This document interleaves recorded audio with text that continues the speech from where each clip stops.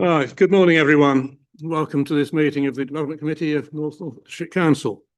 I'm Councillor Paul Heinrich and I'm chairing this meeting this morning. If you've not attended one of these meetings before, the officers who provide and present our reports and offer technical advice sit either side of me at the top table.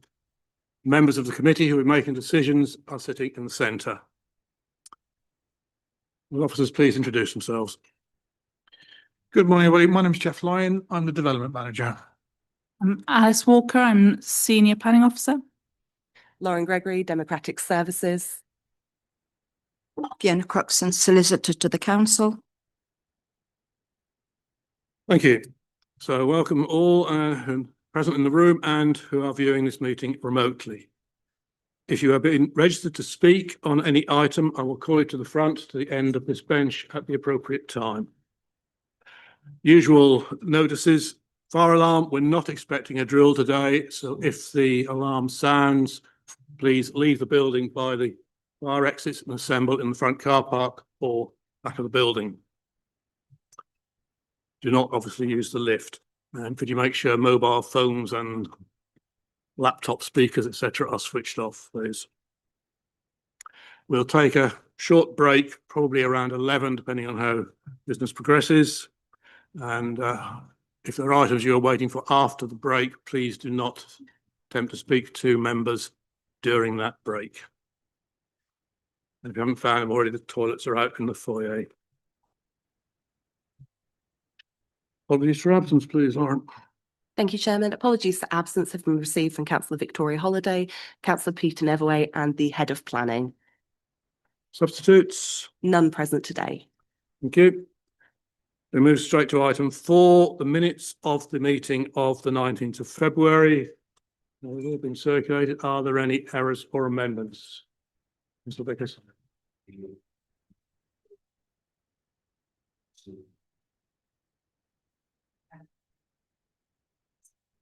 Thank you. Have that corrected, Lauren? Thank you. Any other corrections? With that amendment, are you happy that they're a true record? With show. Thank you. Items of urgent business, I have none. None. Thank you. Order of business, a slight change to the running order. I am local member for 2 of the North Walsham items. I'm also a member of North Walsham Town Council. So I've been advised that I should relinquish the chair for those items. The order of business will therefore be changed. The 2 North Walsham items are moved to the end of the agenda. Those being, so much paper here, I'll put it down. Yes, so items 12 and 10 will be the last 2 items, and Councillor MacDonald will be taking the chairs, my vice chair for those. Any declarations of interest? Having been one, of course, and any others? Nope. Thank you. Okay, without more ado then, let us move straight to item 8, Cromer RM/25/0776, reserved matters. Yep, thank you, Chair. Yeah, so this is, as Councillor Heinrich said, PM 250776. It's for land off Overstrand Rd, Cromer. The proposal is a reserved matters application for details relating to appearance, landscaping and layout and scale pursuant to Outline Planning Permission PF 230596, which was for the erection of 118 dwellings up to 60 units of specialist elderly care accommodation. Just as a verbal update, I believe the committee report referred to in October, arboricultural report, revision D. This was incorrect and had been superseded with a December revision E, just to make you aware. The site is located to the east of Cromer off the Overstrand Road. It totals an approximate 6.35 hectares of vacant grass and scrubland, following its former use as a golf practice ground relating to Cromer Golf Club, which is located to the north. The site was allocated for development under policy C16 of the North Norfolk Local Plan. Outline Planning Permission was approved by committee in December 2023 before being granted in May 2024. The principle of development has therefore been agreed and is largely controlled by the approved Section 106 and conditions of the outline. This reserve matters seeks approval for details relating to the appearance, layout and landscaping of the 118 dwellings only. The care home that formed part of the outline application will come forward as a separate reserve matters. So there's just some site context coming up on the following slides for you. This is taken from the construction access, which is located off the Overstrand Road, and it's looking towards North Reps Road. Again, just a couple more of those. Following the end of the consultation period, there were no outstanding consultee objections. However, we have received a number of objections locally and from the Town Council, primarily relating to issues of flooding and biodiversity.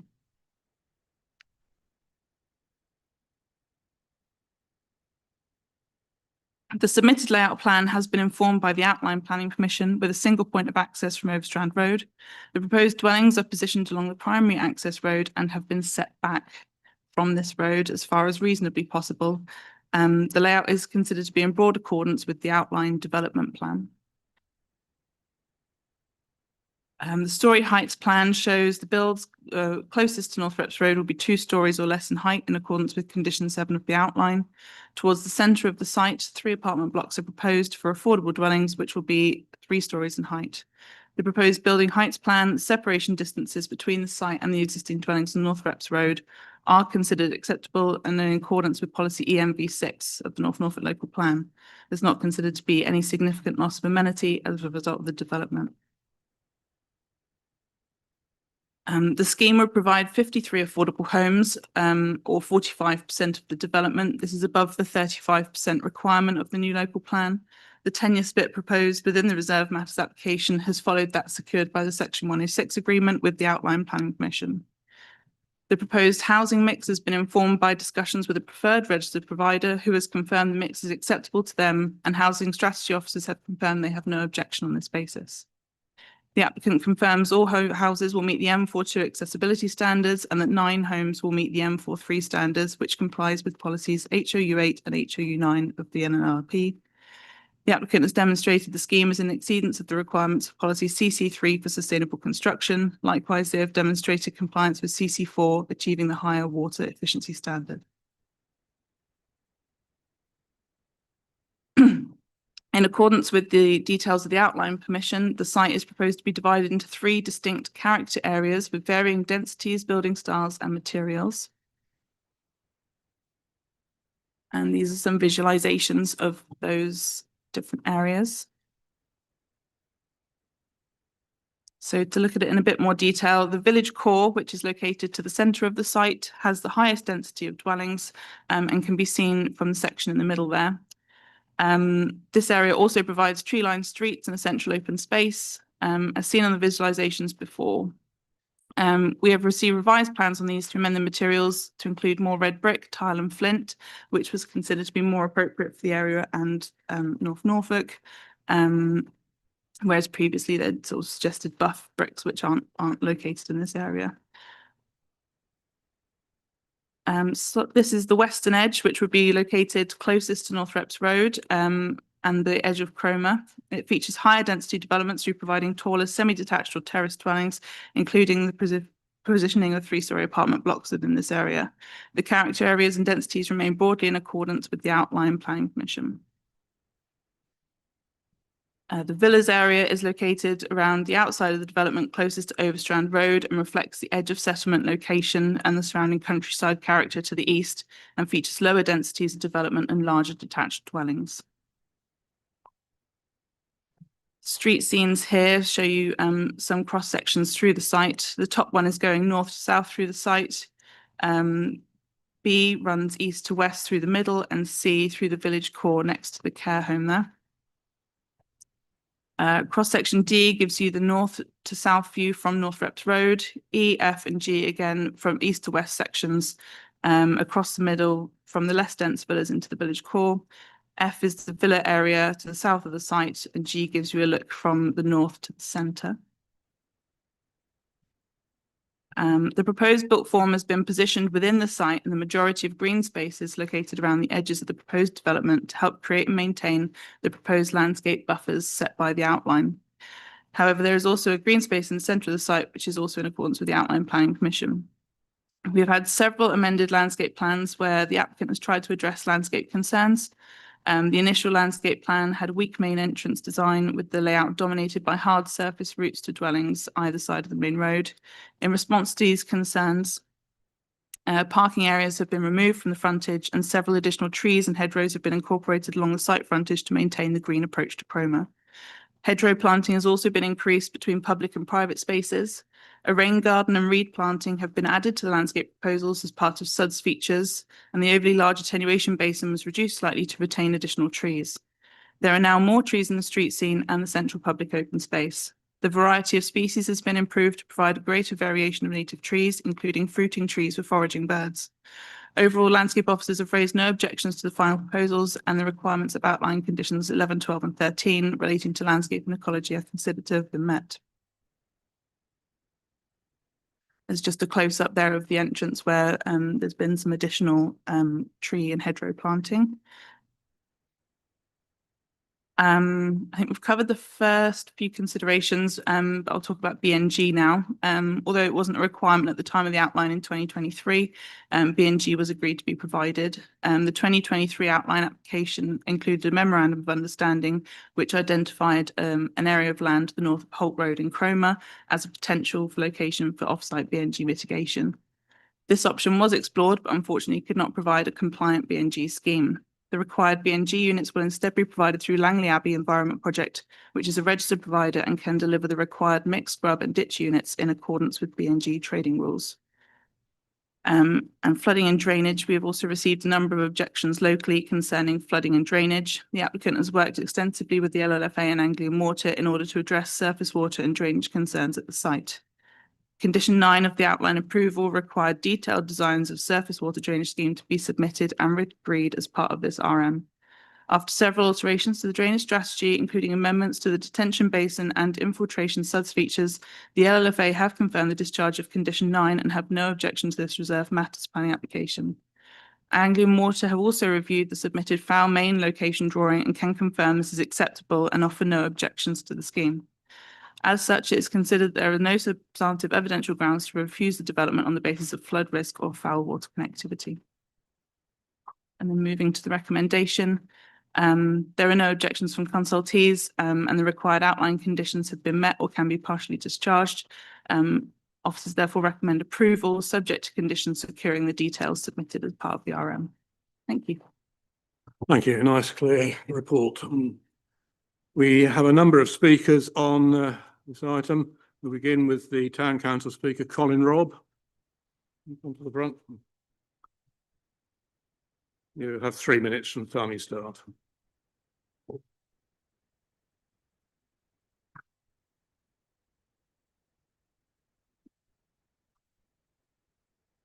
Good morning. My name is Colin Robb. I'm representing Cromer Town Council. I represent the Cromer Town Ward.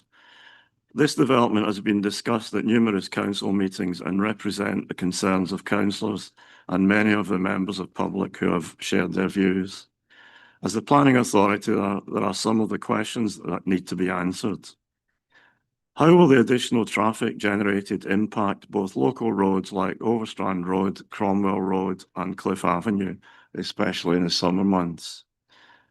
What are the plans for accommodating residents' transport needs, for example, bus stops, road crossings on Overstrand Road?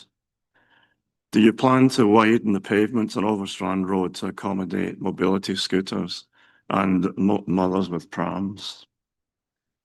What are the likely impact on local services like GPs, dentists and other amenities?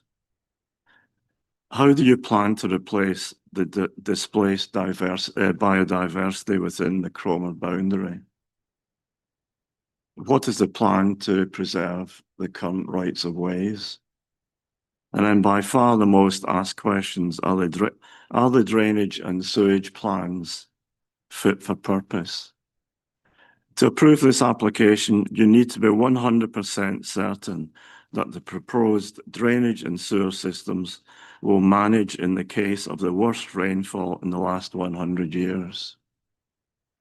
Given the history of flooding on this piece of land, how do you intend to convince the residents that the plans are watertight? Excuse the pun. If you're not 100% sure, you need to go back to the developers and ask them to come back with more convincing plans and evidence that the scheme will work. We look forward to having these questions answered. Thank you. Thank you. Two objecting speakers. We can start with John Sansby, please.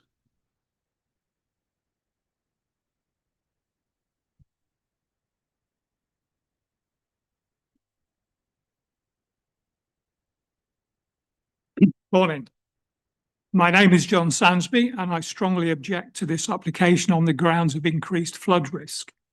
I'm speaking as a member of the public, but before retiring, I spent almost 40 years working in flood defence and water management, including the design and operation of flood storage ponds.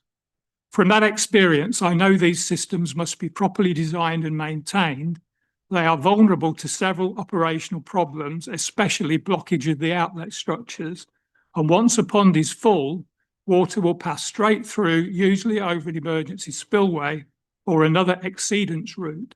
If the design or maintenance isn't right, the system will not perform when it's needed most.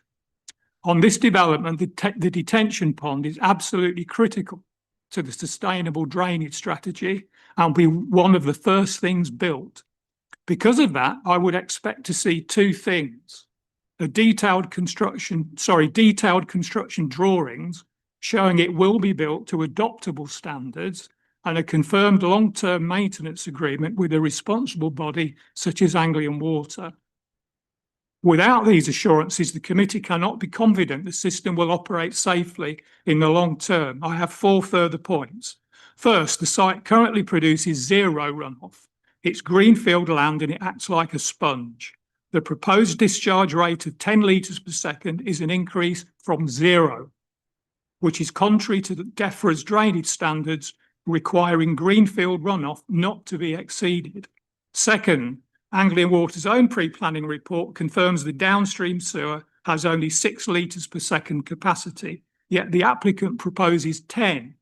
How can that be allowed? What impact will this have on existing flooding in Station Road and Ferns Park?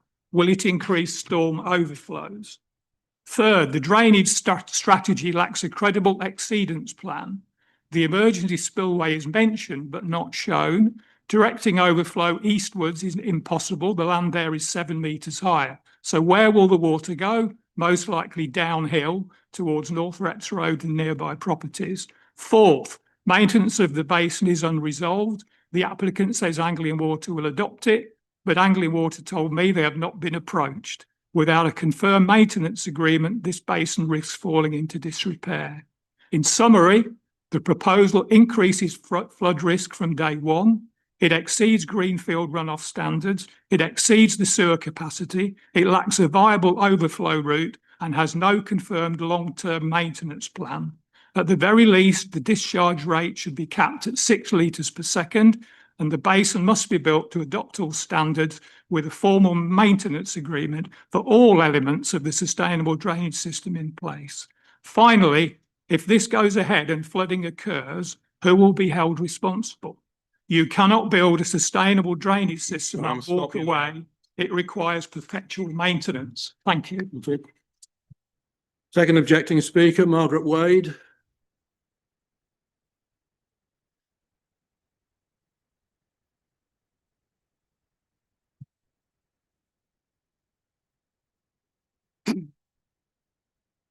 Good morning. My name is Margaret Wade and I also strongly object to this development. As you are aware, this parcel of land holds the water that runs off from all the elevated areas around it, including the golf course and Forest Park. At present, this site is estimated to hold 85% of the runoff water, but once this site is completed, an estimated 95% of water will run off this site. Current predictions from the Department of Agriculture, Environmental and Rural Affairs are for an increase of 40% rainfall over the next 40 years, so we can already see that there are problems, which can only deteriorate with time. As councillors, you represent the interests of all your residents, current and future. Whilst we fully appreciate that there is a high demand for housing in this area, is it responsible to build this number of houses on a site which we can clearly see will be susceptible to flooding? Anglian Water has not been approached by the developer to manage this development, so what will happen to the maintenance of the flood basin and also the emptying of the individual water tanks which are being built under each new house? DEFRA states that for greenfield development, the runoff volume to any highway drain, sewer or service water body should never exceed the greenfield runoff for the same event. At present, there is no water runoff from this site. Once the site is complete and the flood basin is full, the runoff from this site will be 10 litres per second, which equates to a colossal 36,000 litres per hour in excess of the DEFRA guidelines. Where will it all go? For those on site, the larger homes are to be built on the driest part of the site at the top, with the smaller houses closer to the bottom and the flood basin. However, for the most frail residents on this site in the care home, they will be living on the worst plot of land, most vulnerable to flooding next to the pond. Whilst the flooding is likely to be water for the residents of Northrepps Road, as with the best will in the world, I'm unclear how water will travel 7 metres uphill. For those residents on Station Road, it is far more serious, as once the original Victorian drains under Ferns Park are full and with the surface water flowing downhill, they will flood those properties with sewage. Has anybody checked that these drains, over a century old, can cope with the increased flow from the site? If this development goes ahead, are you prepared to be accountable for your decision and the cost and trauma to both the residents and the council? In summary, you have significant evidence about the flood threat from this development. Can I remind you that a sustainable drainage scheme is designed by definition not to increase the flood risk downstream? So when making your decision on this site, please reflect on the impact this will have on new residents to the area, particularly those in the care home, but in this case, the substantial threat to existing residents on both Station Road and Northrepps Road. Thank you. Thank you. We now have supporting speaker, Jessica Groom. As the objective speakers have had 6 minutes, you also have 6 minutes.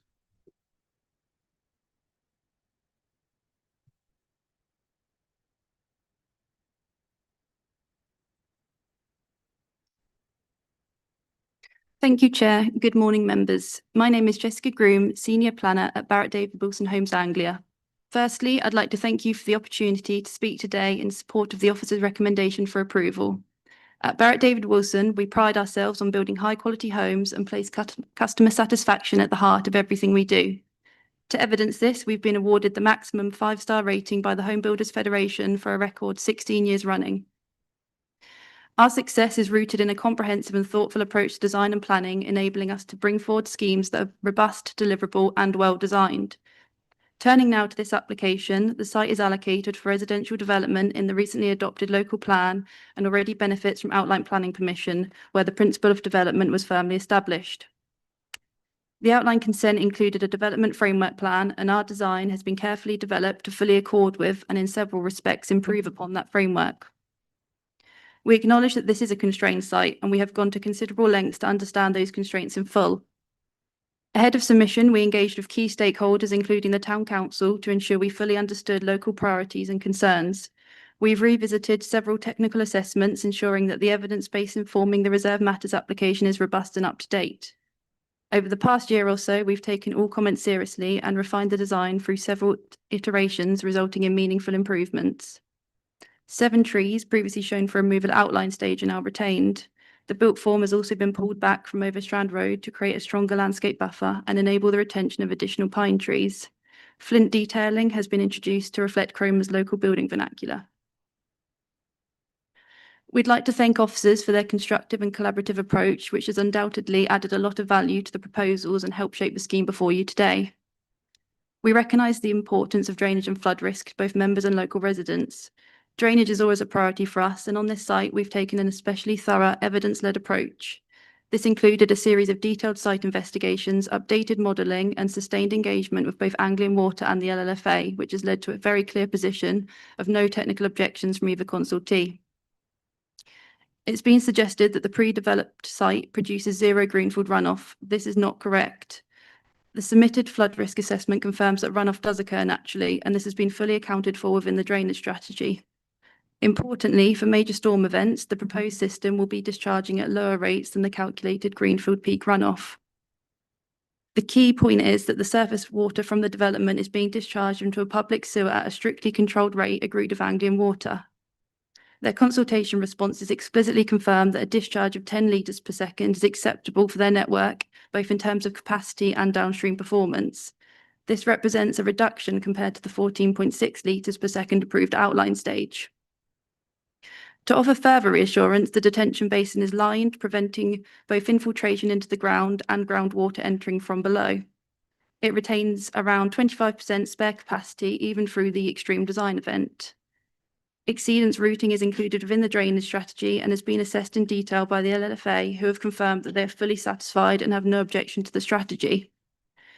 Adoption is addressed separately post-planning through the Section 104 application, which governs detailed design approval, construction inspection and long-term maintenance.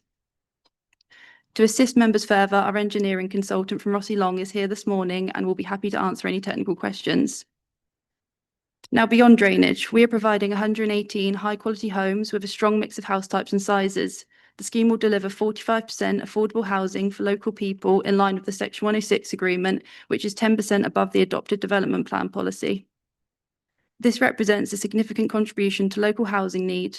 The scheme is landscape-led, well-designed and integrates sensitively with the surrounding area.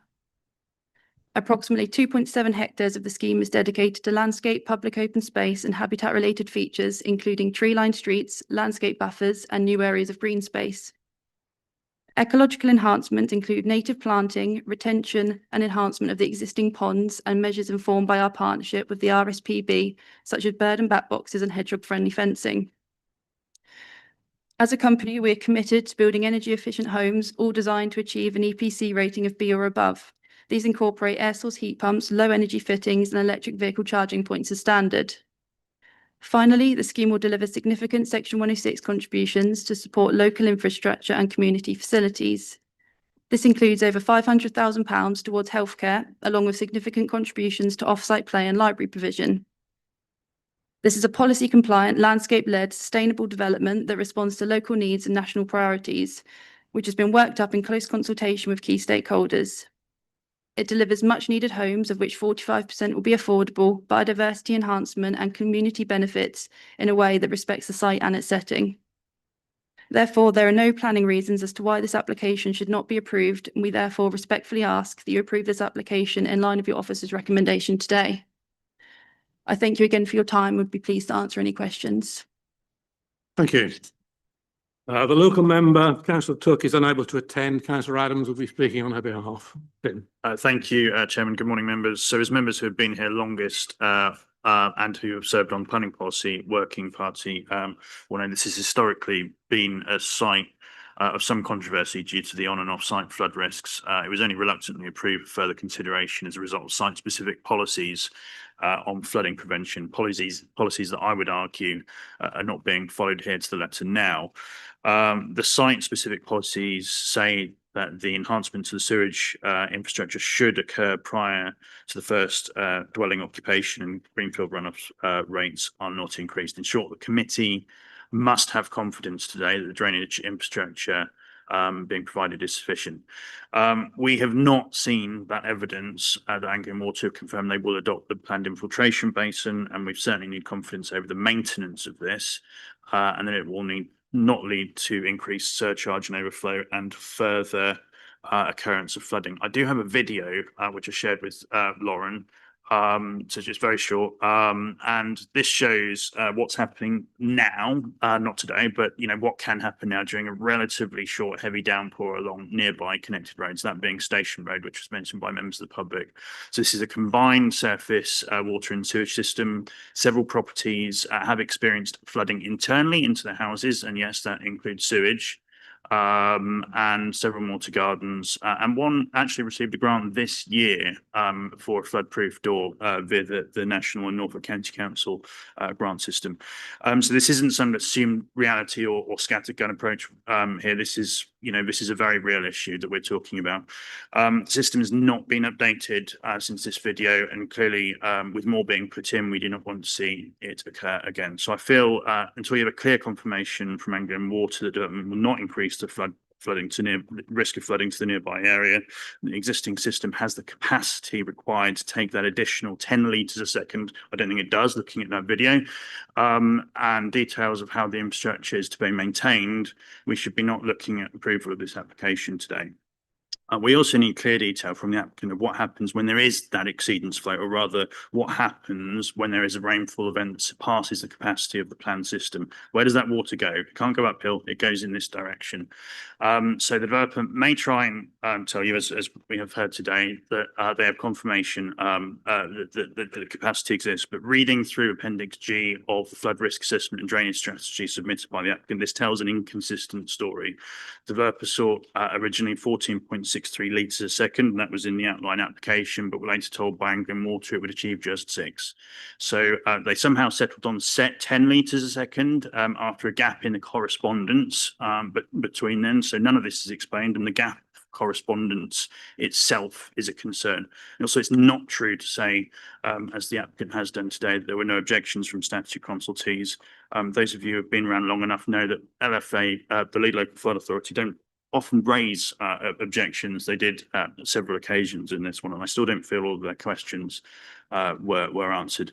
But the knowledge or suspicion that the required drainage capacity has been pared back to accommodate the needs of this site are a real concern. So we obviously don't want these residents to go away without confidence in the planning system that their concerns are not being understood. And those are my concerns too. Some of you know I am a member of a flood watch group in Cromer, and we attend these incidents any hours of the day. And I'm sad to say on several occasions, well, in fact, 2 occasions, I should say, my wellies have been covered in solids at this location whilst ensuring the safety of the area, resetting drain covers, etc. And we obviously don't want that to happen to me again, do we? So lastly, I appreciate there's nothing that can be done about the loss of biodiversity from this site and its replacement near Loddon, which of course does not represent the local wildlife habitat needs. The law enables developers to do this. And I also agree with the point made by the town council that, the pavements opposite are really very narrow, and too narrow for even a buggy of a modest size to go on, which affects access to open space, etc. But I focused entirely today on the flooding. However, I will take the opportunity to ask the developer to consider an earlier trigger point for funding contributions to the nearby playground, notwithstanding the existing Section 106 agreement, because 50% occupation is clearly very far away. So I would urge you at least to defer this application today until you have the assurances that you need and that we talked about extensively when we discussed this at the Built Heritage and Planning Policy Working Party. Thank you. Thank you, Councillor Adams. Do officers have any comments on the points raised before I go into debate?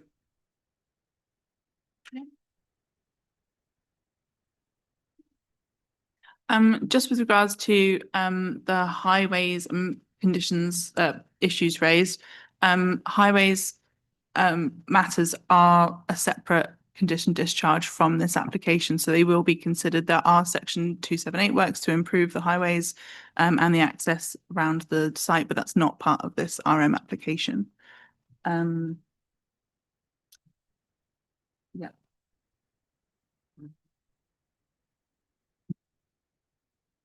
I think it's making sure the committee are clear precisely what it is you're being asked to consider here. So the principle of development has already been accepted. There's a planning permission for outline permission. So we are talking about specific reserve matters and matters that are required to be considered at reserve matters stage. So any sort of concerns about the principle of development, that argument has already been decided. The committee have already resolved to approve the principle of the number of dwellings on the site. So it's really those matters of detail. As officers, we feel we have sufficient detail, and you have sufficient detail to make a decision today.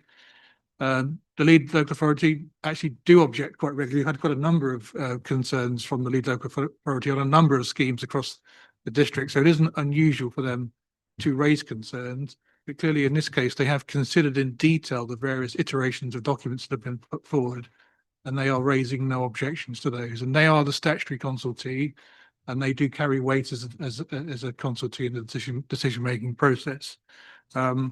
We wouldn't be recommending approval to you today if we didn't have confidence in the information that's been provided. And that's why we're recommending that you can approve this application today. Thank you. Thank you. Okay, debate. Councillor Fitzgerald. Yeah, thank you, Mr. Chairman, and good morning, everybody. As you're probably aware, I go past this particular site virtually daily because I live about half a mile away from it. I have always had concerns about this in respect to flooding. I can remember when it was the practice ground. Why did Cromer Golf Club actually move up towards Overstrand? Probably because of the ground conditions. It is a sink, and whatever Anglian Water say, at the moment, it doesn't appear to me that they can actually cope. And that video that Councillor Adams sent just says it all. Now, the other thing you have to think about is that when we have water coming down from the skies in a storm event, not only does it go over the sewage, not only that, but it also sinks eventually into the cliffs and causes them to subside, which is something we're doing to coastwise to actually stop the groundwater from pushing the cliffs onto the beach. I cannot, in all honesty, agree that we have to approve this. I'm sorry, but I would propose that we refuse it purely on groundwater and what it's likely to do in the future. Thank you. Would remind you that we have to deal with the recommendation in front of us first. See where that goes. You've been here long enough. Yes. I think it is just important to realise that, you know, as we've heard, that the groundwater runoff from the site, there isn't zero, there is runoff and it is going into the drains, whereas this development is proposing a very large detention basin.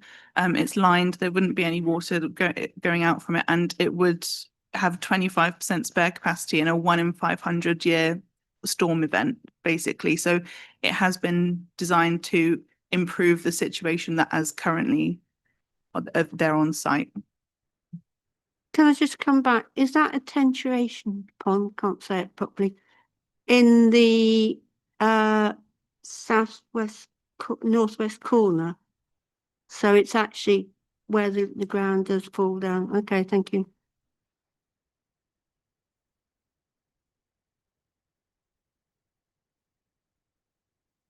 Thank you, Chairman. So I note that Norfolk County Council Flood and Water Management and Anglian Water have made no objection, but the member of the public who has experience in water management raised some very valid points. Are we satisfied that the sink pond that's to deal with water management is suitable for requirements, and also that there will be ongoing maintenance of it? That is very important to me. The video that was shown by Councillor Adams was very dramatic, but I would like confirmation that it actually represents storm flood. And to me, it looks very much like a burst water main. So I'd want to know some kind of official confirmation about what that video represents. Yeah, so there is, as part of the flooding and drainage proposals, there is ongoing maintenance proposals, management reports that have been attached as part of that, and would be adopted by Anglian Water, as Jess said, as part of a Section 104 agreement. It's been confirmed that it's compliant, and Anglian Water don't have any objection to the foul connection. Could Ramon be able to put microphone on? Okay.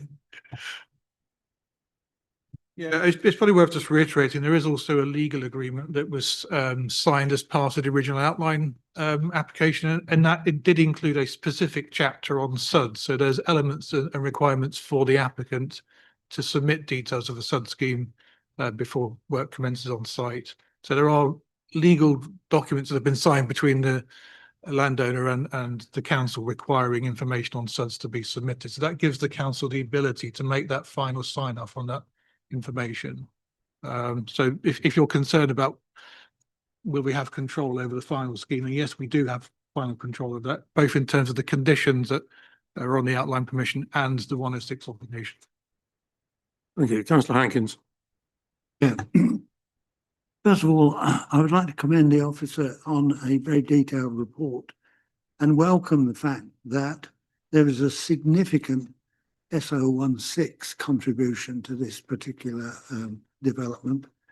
The development looks to be, in the broad, a very welcome solution to a housing shortage in this area. However, from the speakers today, there clearly is a dispute about flood protection and drainage and so on and so forth.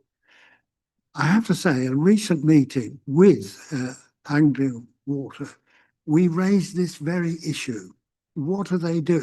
How do they handle planning applications in respect of water quality and water capacity? And I, for one, was not convinced by their answer. So I'm very concerned that there is diverse evidence in terms of flooding. I think that evidence needs to be reconciled one way or the other. That this is a serious dispute, and I think we're being asked to, I think we've been asked to make a decision where there is a serious concern. Thank you. Can I just interject? I think the committee are in difficulty today. I was present when the outline application was considered, and that has a number of protections relating to drainage in it. And Jeff and I have just had a conversation because the Section 106 agreement also has detailed provisions relating to sustainable urban drainage. The difficulty I think the members are in is that this is a reserve matters application, and the reserve matters only really deals asking the committee's approval of 5 aspects, including landscaping, layout, and doesn't really cover the flooding issues. In a way, they're already covered by the conditions of the outline planning permission and the Section 106. So members need to be very careful about what they're actually being asked to determine today. So I've just got the screen's gone off, but I'll just read out the 5 aspects of a reserve matters approval, the only 5 aspects which members can consider. Bear with me.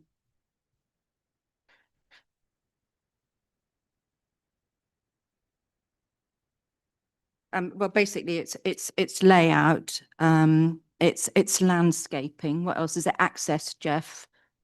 Oh, that's already been sorted. Give me the other lot. You know the details. But not drainage is not an aspect of reserve matters approval today. Not really. Yeah, I mean, fairness, right, there are conditions on the original outline application that require details to be submitted as part of that reserve matters submission. So yes, strictly reserve matters applications deal with those issues that weren't dealt with at the outline stage, but there were conditions on the original outline permission that did require some details to be provided at reserve matters stage about the drainage, surface water drainage and that sort of thing. And the applicant has provided that information. And it's important to remember that Anglian Water aren't a statutory consultee in the planning process. Yes, they may have to agree runoff rates with a developer, but it's the lead local flood authority who are the statutory consultee when it comes to surface water management matters. And they, as a statutory consultee, have come back and said there are no grounds for objection on the surface water drainage details. So if we were to say, or were to propose a refusal on surface water drainage details, then we would have to find someone to defend our case, because absent the lead local flood authority backing us up, you'd have to find somebody else to support your case. And that would place the council in difficulty if we can't defend a particular decision. And if you were to go down that route today, I'd have to sort of take advice as to what that means, because this is an allocated site. We are expecting to see development on this site as part of your adopted local plan, adopted only on the 17th of December. So it's very recent that this council agreed this site would be part of its allocation. So we need to be very clear about what we're doing here. We're clear that there is sufficient basis for you to issue a decision of approval today. Yes, we note there are concerns, and I don't think we'll ever be in a position where all parties are happy about the information that we're dealing with. But we have to make a decision as a council, and we have to make a reasonable and rational decision. And as long as we've got the information, and we do have the information to be able to make a decision, then we should make that today. So yeah, it's access, appearance. Access has already been granted. Appearance, landscaping, layout and scale. Appearance, the aspects of building or place within the development. Landscaping, the treatment of land for the purpose of enhancing or protection the amenities of the site. Screening by fences, planting of trees.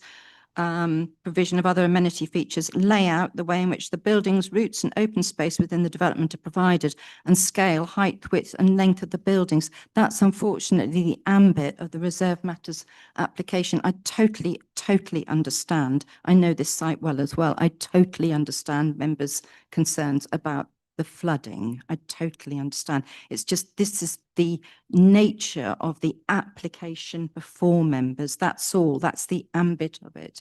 And I'm slightly worried that if flooding becomes a separate issue, members need to be very careful what they're actually refusing. Is it appearance? Is it landscaping? Is it layout? Is it scale? Thank you. Just remind members, we do have to work within planning law. Sometimes that overrides our personal knowledge and feelings. Councillor Patterson, then Councillor MacDonald. Thank you, Chair. It is obviously a challenging one, which is why it's in front of us. But listening to Officer Croxton about what we're here to look at today with layout, landscaping, scale and nature, all which I'm very comfortable with. So I'm happy to go with the officer's recommendation and propose it.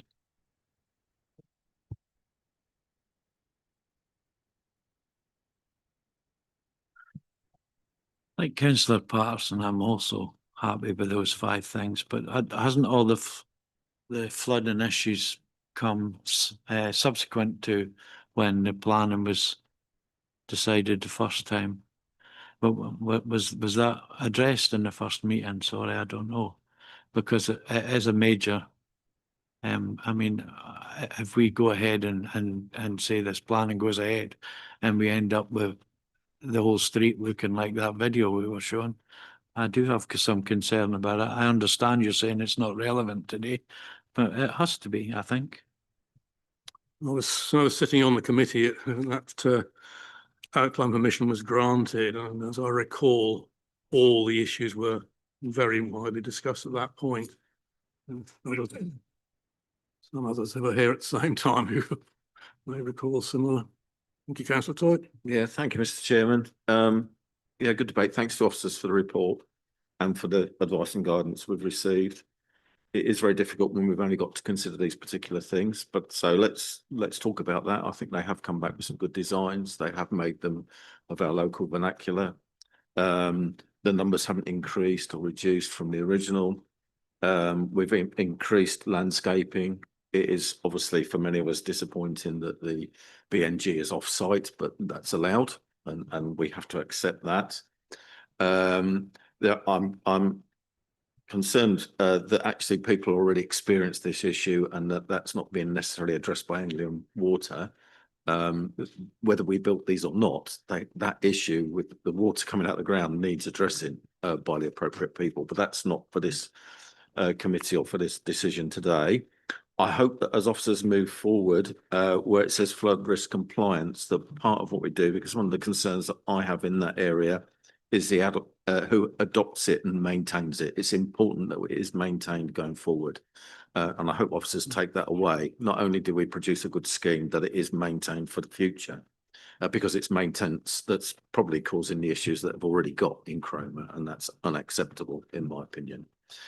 So having said all that and understanding where we are with the planning, and obviously would love to have more debate and to make sure we've got a proper solution on the issues raised, I would be happy to second it.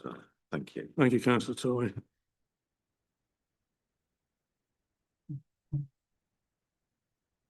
I just wonder whether there is some way of strengthening the recommendations to ensure the maintenance scheme is in place.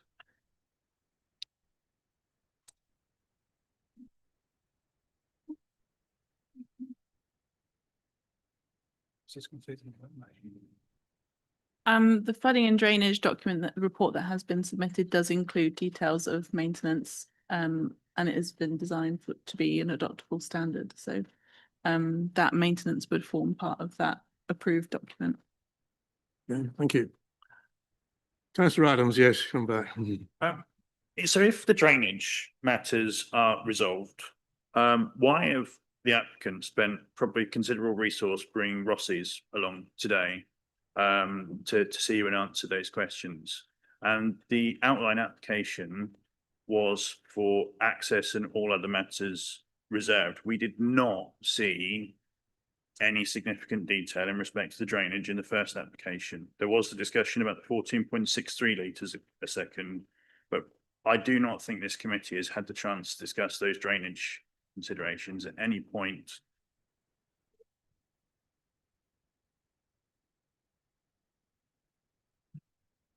I don't necessarily want to speak at odds with Officer Croxton on this, but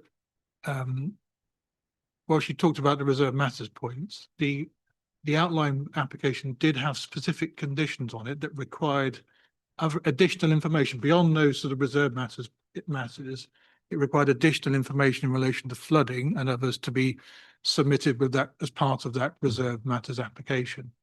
So in effect, it was a condition requiring details of all the surface water drainage issues about management and maintenance of that surface water drainage to be submitted at the reserve matters stage.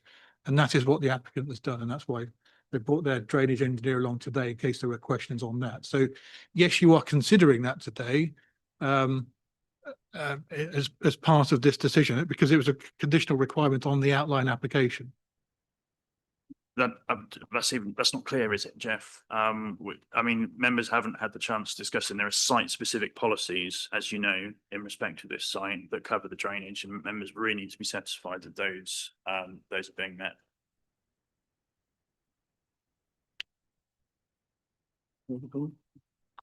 Anybody else wish to speak, make additional points?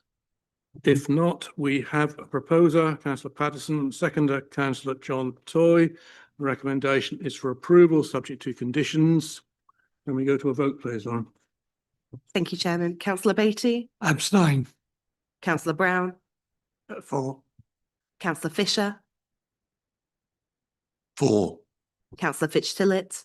Against. Councillor Hankins? Councillor Heinrich? For. Councillor MacDonald? Against. Councillor Patterson? For. Councillor John Toy? For. Councillor Kim Toy? For. And Councillor Vickers? For. That's 7 for, 3 against and 1 abstention. The vote is carried. Thank you. The application is approved. We move on now then to agenda item 9, storage facility at Hempton, which was deferred from a previous meeting and is now returned to us. You're presenting this on the agenda. Approach dry. Yeah, Officer Lyon will be presenting this one.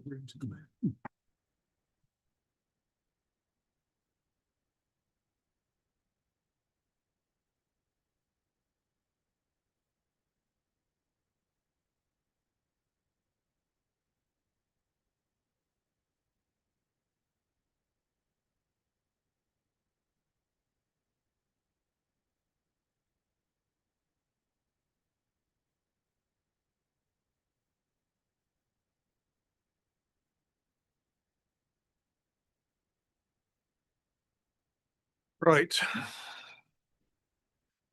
Whack your gavel. You are.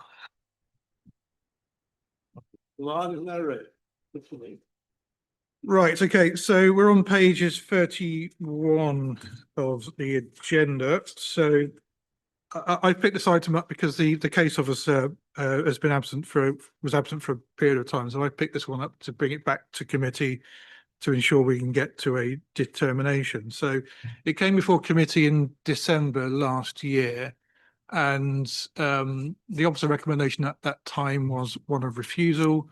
But committee wanted to explore a little bit further and deferred to seek clarification about how this scheme contributed to the overall farm diversification and to the wider estate, and also to have a better understanding about the amount of employment that would come as a result of this development. So we just quickly remind about, let's do a quick counter through the slides.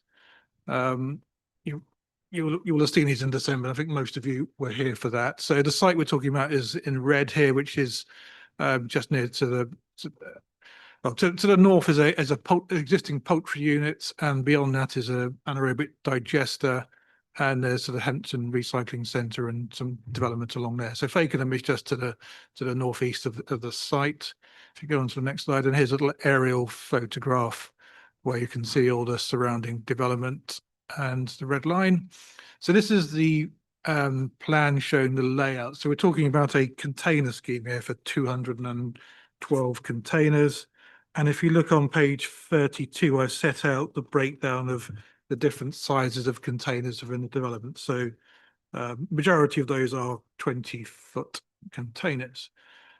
If you just go on to the next slide. So these are just showing the sort of topographical elevations, really to make the point that this scheme will be hidden behind existing landscaping. So you might just see the top of the containers, but it's quite an established hedgerow along the road there. So actually the visibility is quite limited of those units. And these are just some indicative plans showing sort of the standard measurements of containers. And I've specified those again on page 32 if you have any questions about sort of dimensions. And this is the largest of the containers, which is a 40-foot in old money, 12.19 meters if you're new money. So here's some sort of pictures showing the view along Hellhausen Road. It shares an access with the AD and poultry unit. If you go on to the next one, here's some pictures from within the site, and the top two show the extent of the site where the application would be housed, and just some sort of wider shots of, there's a public right of way that runs to the west of the site as well. You've seen in the report that we did refer to a site at Wyman's Way. This is just for context to show you where that site is and how they've had permission to expand their existing container storage development. And then if you just want to go on to the next slide. Okay. So I've tried in the report to kind of set out as clearly as I can the key issues. So since December committee, obviously the local plan has been adopted. So the old course strategy policies no longer apply for this determination. So we're purely talking about new local plan policies. And as I've set out in section 2, I think the key policy here is policy E3. And I've set out an assessment of the scheme against policy E3. My sort of view is that it would be a departure from policy E3 for various reasons I set out in the report. So it's then a matter of considering what are the material considerations that would justify a departure if they exist. So I've covered the highway matters. As we said previously, there are no highway objections to the scheme. It's safe from a highway perspective. There's no highway consultee objections. And in terms of design, landscape and amenity, the site is relatively well screened. You're not really going to see it from distance. So it's quite a good self-contained site from a visibility perspective. And there's no landscape or design concerns. And we're not near any residential properties, so we don't have any sort of amenity concerns associated with the comings and goings of people to those containers. So in terms of the material considerations, so since the meeting in December, we've had a submission from the applicant, and I've appended that to the report. So it's just a 2-page submission setting out their position. But quite helpfully, that sort of sets out the income that will be derived from this development and how that will then contribute to the wider Rainham estate. So as you see on the bottom of page 39, they're saying it will bring in approximately £216,000 per annum, of which the net profit would be just nearly £120,000 per annum, which would then, the applicant says, be pumped back into the wider estate.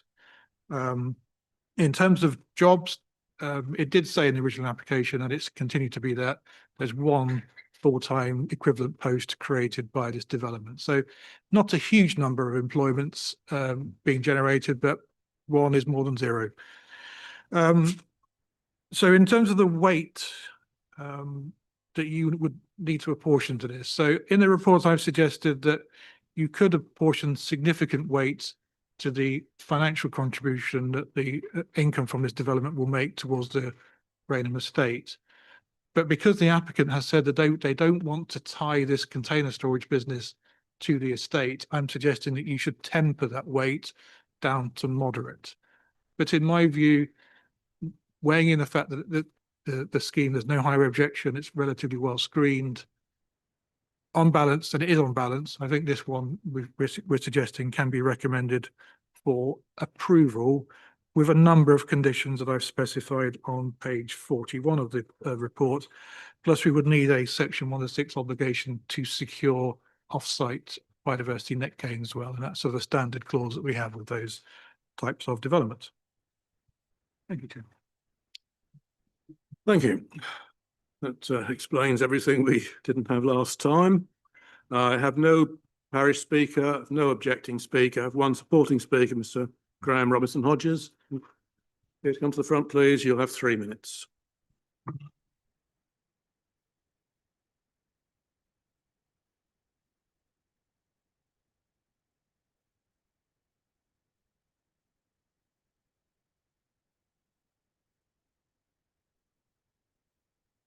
Thank you so much. Brilliant.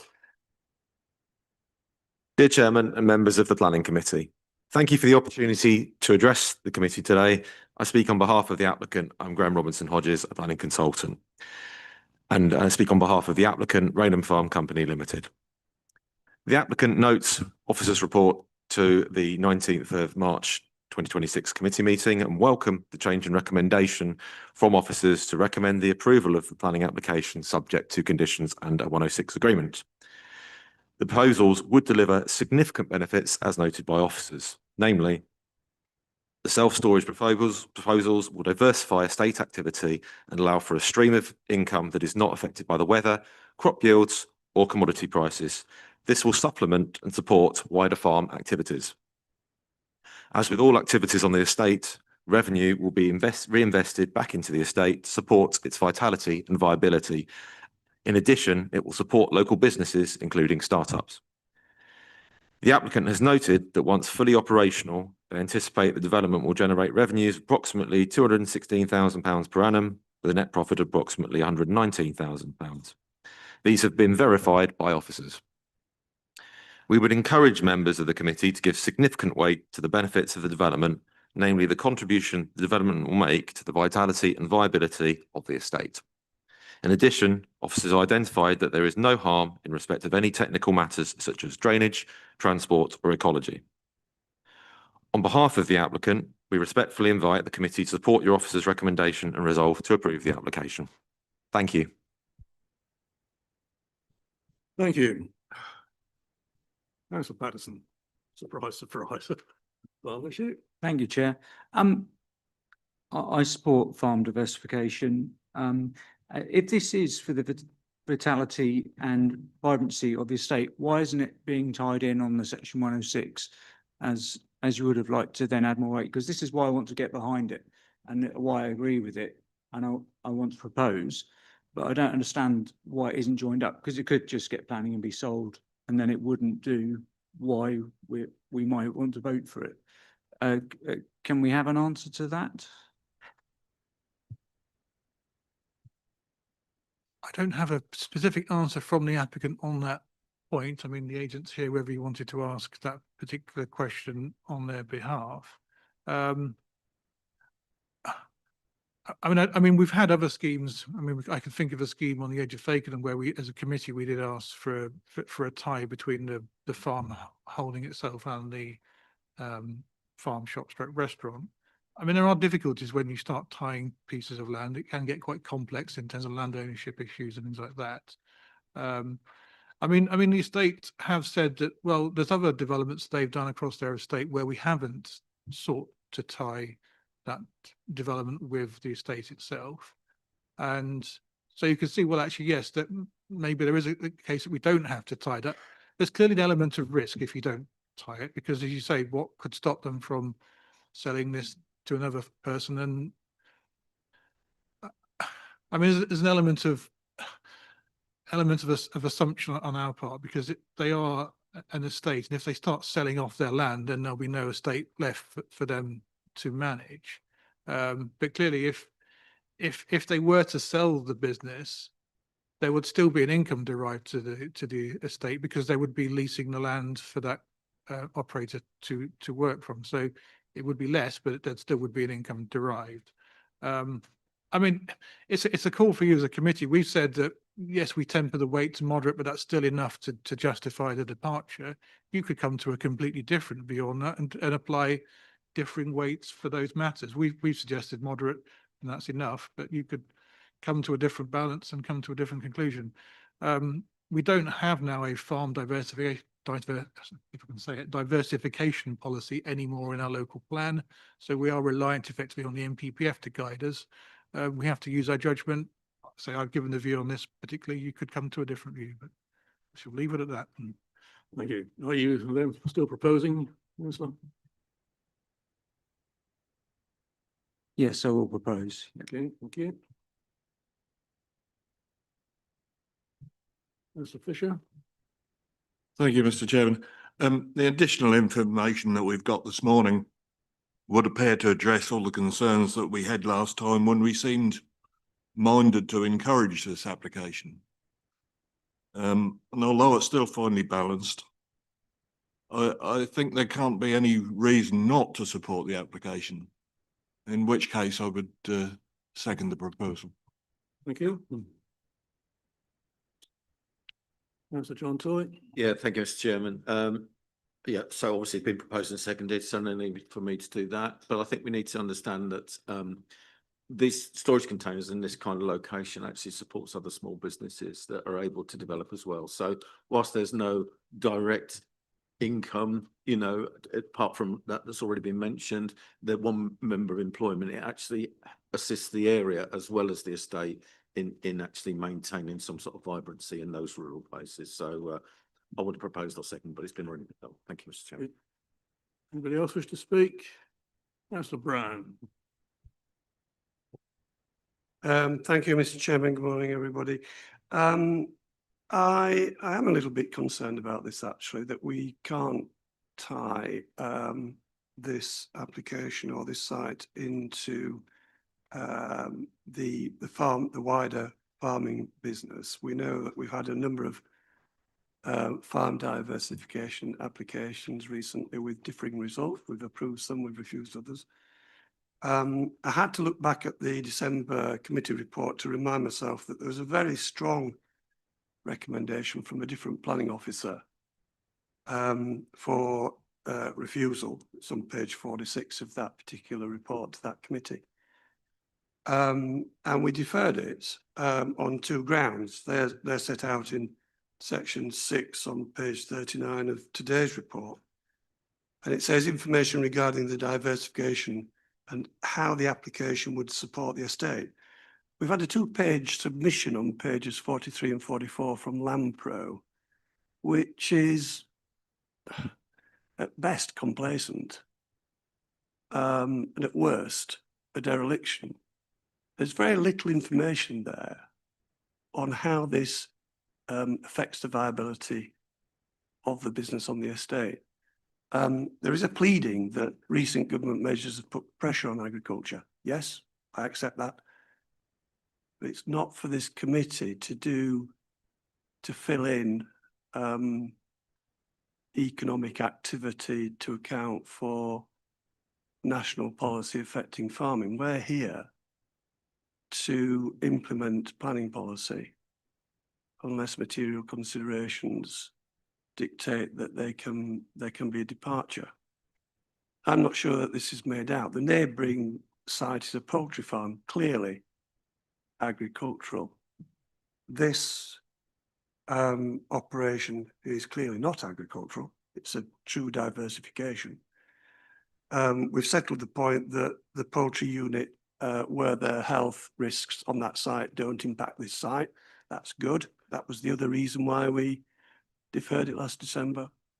So that is settled. But I don't buy that because we haven't had Section 106 agreements to tie other diversification operations on the estate, means that we don't have to do it afresh. This is a standalone application.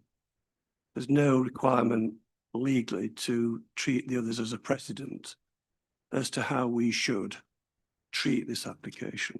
And as things stand, unless there is a greater viability display, and given that the employment is negligible, it's one employee, it's an asterisk in the sort of economic policy consideration for the wider area, and the fact that it's in an unsustainable location in some respects, I'm afraid, as things stand, I am finding it difficult to support the recommendation from the officer. Thank you, Mr. Chair. I would suggest that yurts and glamping and diversification of reuse of existing redundant farm buildings are also not directly agricultural. Yeah, there's plenty of planning policies like the Park Q permitted development that make exceptions and do cut slack for. Anyway, we've got proposer Councillor Patterson, seconder Councillor Fisher. So we go to the vote, please, Lauren. Thank you, Chairman. Councillor Beattie? For. Councillor Brown? Councillor Fisher? For. Councillor Fitch-Tillett? Councillor Hankins? Councillor Heinrich? For. Councillor MacDonald? For. Councillor Patterson? For. Councillor John Toy? For. Councillor Kim Toy? 4. And Councillor Liz Vickers? 4. That is 10 for, 1 against. The vote is carried. Application is approved. 2211, we will deal now with the, where are we? Item 11. Yeah, we now move to item 11 on the agenda. Cromer PF 25/2851. Now, depending on how that goes, we'll take a break afterwards, but we'll see. Ruben, when you're ready. Okay. Thank you, Chairman. Good morning, everyone. So this is item 11 on the agenda, which is application PF 25/2851 for the erection of a wooden cabin in the rear garden of 65 Randle Crescent, Cromer. The application is retrospective, so we'll just briefly go through the plans and photos.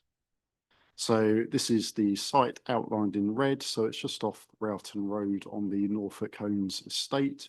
It's a fairly tight-knit group of dwellings in the corner of the site. And this is just a zoomed in location plan of the same site. As you can see, it has a small rear garden and backed on by other neighbouring gardens. The approximate location of the development in the rear corner of the garden indicated in red. And this is the current site plan as proposed. So you can see that the outbuilding is in the rear corner again of the garden. And that's just a zoomed in view of the site, and it shows some of the measurements on there. And this is the applicant's plan of the outbuilding. It would have a height of 3 meters, and important to note that the height of 3 meters is without the chimney on the top. So these are probably the most important ones. So these are the photos of the site as it currently exists. So this is the outbuilding in the corner of the garden as viewed from the first floor window of the applicant's property. And then the next few photos are just some views of the outbuilding again from within the applicant's garden. This one looking northwest. And again, this pans round, and this is within the garden looking westwards. And this is the front of the outbuilding. Panning round again, so this is now looking northwards towards neighbouring properties. This is just an internal view of the outbuilding. And then the next couple of slides show the views from neighbouring gardens. So this is a view from the neighbouring garden to the north. And this is another view from the neighbouring property to the north, but from their first floor windows. And this is another view from another one of the neighbouring gardens. And this is a view looking, this is from the garden located to the east, looking towards the outbuilding again. Okay, so for this one, the main issues of consideration are design and amenity. We have received 3 public objections to the application and concerns raised by the Town Council. These are as summarised in the report. In terms of design and appearance, this is a somewhat unusually designed garden outbuilding, but nonetheless, the materials used are not untypical of other garden outbuildings and being of a timber and felt construction. Albeit smaller, there are garden sheds in the immediate vicinity, along with large, tall, detached garage outbuildings. It's also important to note that the outbuilding is not visible within the wider public domain. It is only visible from neighbouring properties and their gardens. Please also note that the current existing chimney would be removed, and that will be a condition of any approval. So it's considered that the design overall is acceptable and compliant with local plan policies HOU 6 and ENV 8. In terms of amenity, the garden building would be 3 metres high, as said, without the attached chimney. It has been cited, if it had been cited more than 2 metres from the garden boundary, it would have fallen under permitted development regulations. In its current position, the height limit for outbuildings erected under permitted development regulations would be 2.5 metres. And as such, the proposed outbuilding, again without the chimney, would be only half a metre above normal permitted development allowances. The garden, it is important to note, is at a slightly higher level than adjacent gardens. However, notwithstanding that, it is considered that overall the design and angled nature of the roof, it wouldn't result in any unacceptable impact in terms of overlooking or being overbearing, and perhaps with only a very limited level of overshadowing at the end of neighbouring gardens. But again, not to an extent that would warrant refusal of the application. Further concerns have been raised in regards to the potential of smoke from occasional barbecues, but that would be comparable to any outdoor barbecue that wouldn't require permission. Further noting again to reiterate that once the chimney is removed, there probably wouldn't be the likelihood of barbecues occurring within the building. So overall, it is not considered that the outbuilding result in any loss of amenity or significant loss of amenity, and therefore complies with local plan policy ENV 6. So to conclude, the recommendation is one of approval, subject to conditions as a screen and as detailed on page 55 of the report. Thank you. Thank you. I have no Town Council speaker. I have one objecting speaker, Colin Robb.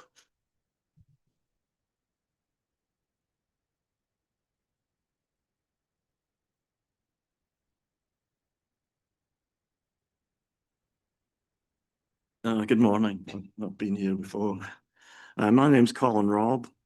I live at 69 Randle Crescent, which is immediately behind 65 Randle Crescent, the applicant. I'm representing 3 neighbours and objecting to this application. Our objection is in 2 parts. The first part concerns planning. We object to the construction of this Arctic cabin as it contravenes the Town and Country Planning Order 2015 Part 1 Class E. The Arctic cabin is over the permitted height of 2.5 metres within 2 metres of the boundary of my garden. According to the planning application, the height is actually 3.7 metres, including a chimney. The planning officer's report refers to local policy ENV8, which is to provide a set of design principles that will result in a high quality design and ensure the special character and qualities are maintained and enhanced. We contend that this building fails to test in this environment. Also, policy HOU 6 is to manage the visual impact of domestic outbuildings on the character of the district. This building again fails this test of acceptability. It has an unacceptable impact on neighbouring properties. The construction ignores all available advice from the UK manufacturer of Arctic cabins in terms of its location with respect to surrounding properties. In addition, the Arctic cabin website states that a cabin of this nature should be erected upon solid foundations, not on decking, which is clearly inappropriate. It is obviously designed to be in a large garden or adjacent field and is totally inappropriate to be sited in a small urban garden, which is probably only 35 square metres in size.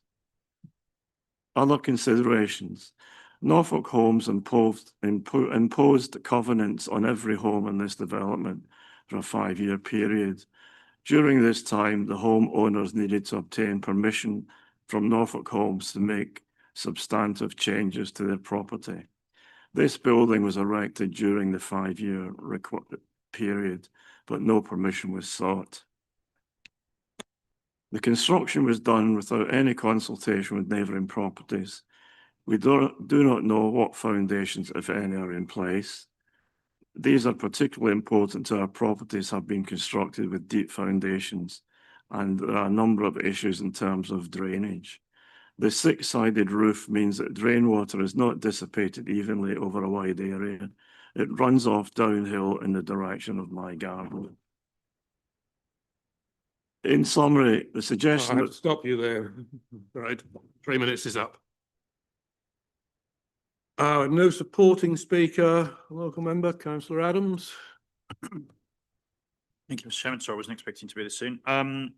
So this has been brought to the committee due to the size of the building, which is, as you've heard, very, very close. I feel too close to neighbouring property, particularly when you consider the garden levels are in fact higher than the neighbouring dwelling gardens. As the officer report indicates, there is some overshadowing or loss of light within neighbouring garden space as a result of the development. As you've seen from representations received, this isn't considered acceptable by those residents given the amenity impacts arising from this. And I think it's also fair to say there is no precedent for this sort of development in this particular area. Not got anything against the principle, I suppose, in terms of an outbuilding structure for garden use itself. But obviously this is quite an imposing structure, which is understandably creating some disquiet. The case arose, of course, actually as a result of planning enforcement activity, which led to the agreement in terms of the chimney being removed as well through the application process. However, notwithstanding that, the structure remains a fairly incongruous feature really in this location. So again, in summary, I'll just point to really the main concern for me is the overshadowing, loss of light and those amenity impacts on the neighbouring dwelling garden spaces. Thank you. Thank you. Any points? Debate? Mr. Patterson? Thank you, Chair.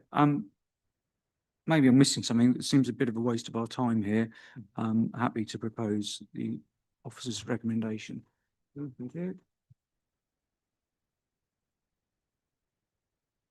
Anybody else wish to speak? Councillor Tintoy? Yeah, thank you. I'm struggling with this one because in principle, yeah, it's fine, but after seeing the pictures, I can see what the concern is. Considering that you have to have planning permission to build a fence that's over a certain height, then, you know, I think this is quite in your face, if I want to put it as street language. And because the gardens are so small, I think it is quite not an eyesore, because it's a beautiful building, it's lovely, but I don't think that I can vote with the officer's recommendation. Thank you. Anybody else? Councillor Fisher? Yeah, I'm struggling with this as well, but not for the same reason. If it was moved away from the fence to the regulatory, whatever it was, 2.5 meters, and wouldn't have then needed planning permission at all, what difference would that have made to the view of the surrounding houses? We would have then allowed the chimney to stay on the top. I see that it would have made a little difference. So I'm happy to second. Thank you, councillor. A comment on positioning? Well, yeah, so just to reiterate, if it had been positioned more than 2 meters from the boundary, then yes, it would have been permitted development. And we would condition, if this is approved, the chimney to be removed. Yes, it would have been sited further away. Would we have accepted the chimney? I can't really comment on that because we're only considering what's in front of us now. So, thank you. Any further comments from members? Okay, acceptance of the recommendation for approval as proposed by Councillor Patterson, seconded by Councillor Fisher. Let me take the vote, please, Lauren. Thank you, Chairman. Councillor Beattie? Against. Councillor Brown? For. Councillor Fisher? For. Councillor Fitch-Tillett? Against. Councillor Hankins? Councillor Heinrich? Against. Councillor MacDonald? For. Councillor Patterson? For. Councillor John Toy? For. Councillor Kim Toy? Against. And Councillor Vickers? For. Yeah, that is 6 votes for, 5 votes against. The vote is carried. Sorry from the casting vote nightmare again. Thank you. So the application is approved. Thank you. We'll take a 15-minute break now before we take the last items on the agenda.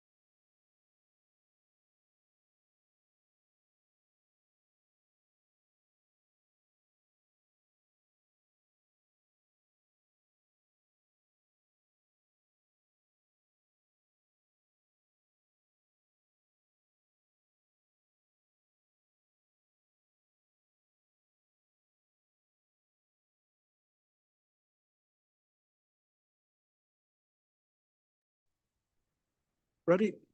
Okay, welcome back. We now move to item 13 on the agenda. This is TPO in Great Snoring. Simone. Thank you, Chair. Hello, committee. This application is to consider whether to confirm a tree preservation order for one ash tree at the Methodist Chapel in Great Snoring. Here we've got a couple of maps of where Great Snoring is, if you're not familiar, just north of Fakenham and within the conservation area of Great Snoring. And there we have it's sort of marked up with the conservation area boundary illustrated in the red hatch. And here's a close-up of where the tree is situated.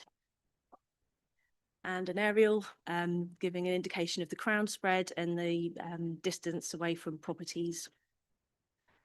And here's a Google Street View of the ash tree with the Methodist Chapel shown there on the right. These are the site photos. We had a tree work application to remove the ash tree in October 2025. The reasons being that the tree was suffering with extensive ash dieback disease. And you can see some works had started to take place on site, but the tree is visible from the street and also along Little Snoring Road, contributing positively to the amenity of the conservation area. In 2022, we have a planning application for an outbuilding on the property, and some tree protection measures were put into place as part of that application, which retained the tree alongside the outbuilding. As part of the tree work application, we had a supporting statement from a local tree surgeon who submitted some pictures showing the tree earlier in the year, which actually, in my view, looks pretty verdant. There's no obvious deadwood establishing there in the canopy. And the tree surgeon had spotted these and highlighted them. There's some lesions along the bark and some water shoots coming off those stems, which are symptomatic of ash dieback disease. Ash dieback disease was noted in the UK in 2012 and has swept across the whole of the country now. So most of the trees that were very susceptible to the disease have already died. Some trees will sit with the disease for a number of years, and some have shown quite a high degree of tolerance to the disease. But just moving forward to the County Council, who are managing ash dieback disease across Norfolk. They have quite comprehensive guidance about when work should take place to ash trees, and they're working in that 50 to 75% dead. That's the point when they're removing trees, and they're quite clear that we shouldn't be removing trees unless they are shown to be a danger or significantly dying back from that pathogen. So in my view, there's insufficient reasons and evidence to support this removal of the mature tree from the conservation area. It can continue to contribute positively to the area, and works have been approved to reduce the tree to contain it in the garden area.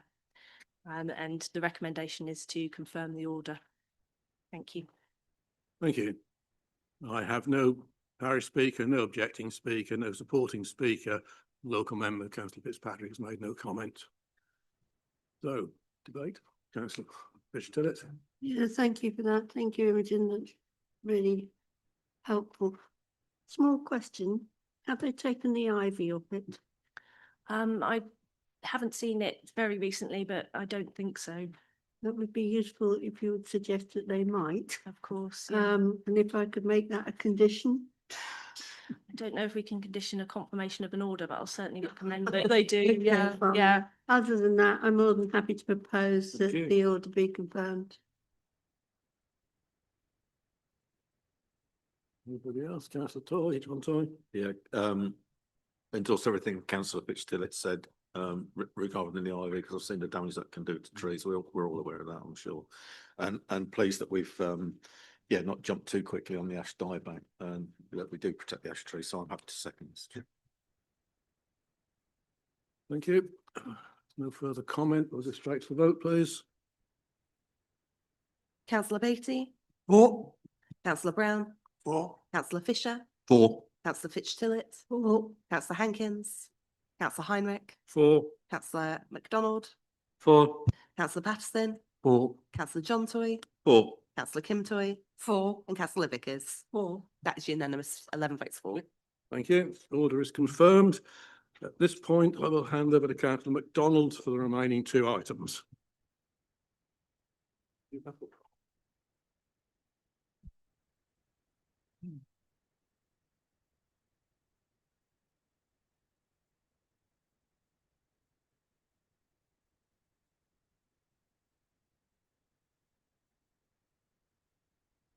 Aye. 10. We start with 12. Okay, number 12, the North Walsham TPO. Thank you, Chair. This is a slightly larger order at the end of Munsley Road, which relates to a number of individual trees, a group of trees and a woodland. It's situated in the north of North Walsham on allocated site NW16, that came forward at quite a late stage at the local plan adoption and has caused quite a bit of local interest, I think is fair to say. This is the site. You can see the scar of the cable route extending along the north of the picture, and there's some easement area around that. The Paston Way is illustrated as that diagonal linear line extending north. There's grazing fields to the east and residential areas to the south. And this is the outline of the planning application. You can see another area to the northwest, which is between the new Munsley Road and the site boundary along the Paston Way. Here's a historical photo. The RAF aerial map shows that diagonal line heading north, which was the Midland and Great Northern Joint Railway. And as that closed in the 60s, it became more natural and trees have established up.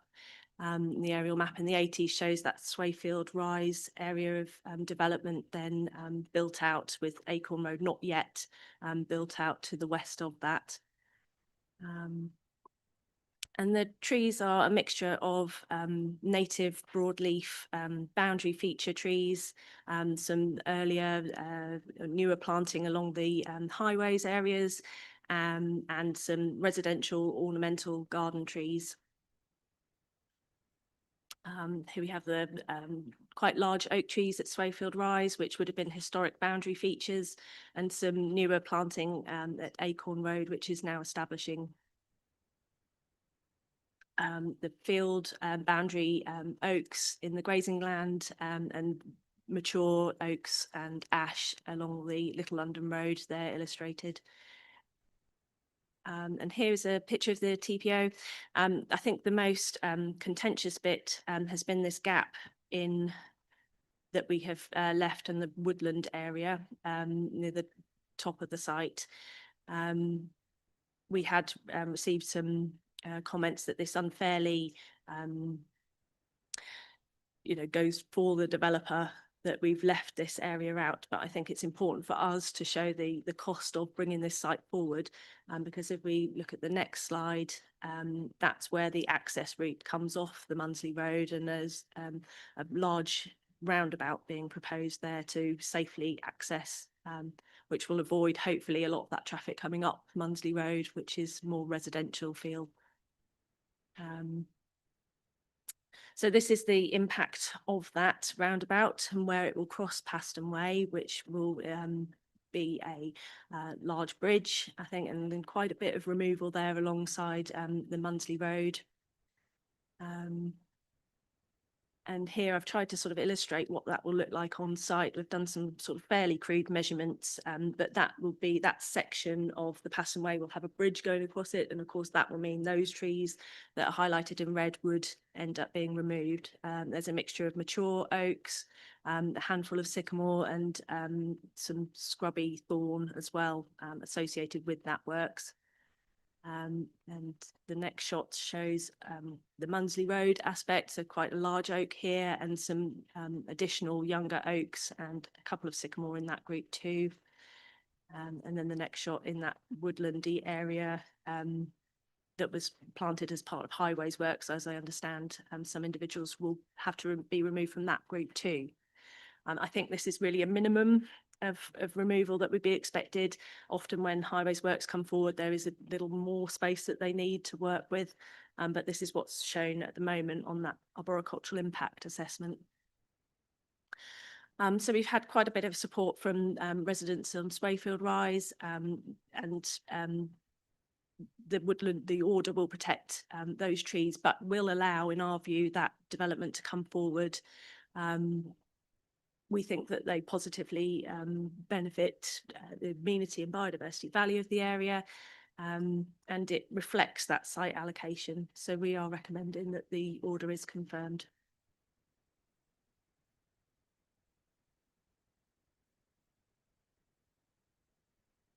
Thank you. I think next we have a town council speaker, Mr. Seward. If you want to come up to the end here, sir. You got 3 minutes.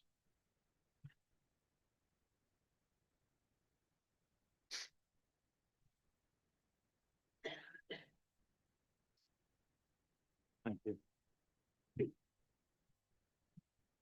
Thank you. Right, good morning. My name is Eric Seward. I'm a member of North Walsham Town Council, where I chair the Finance Committee.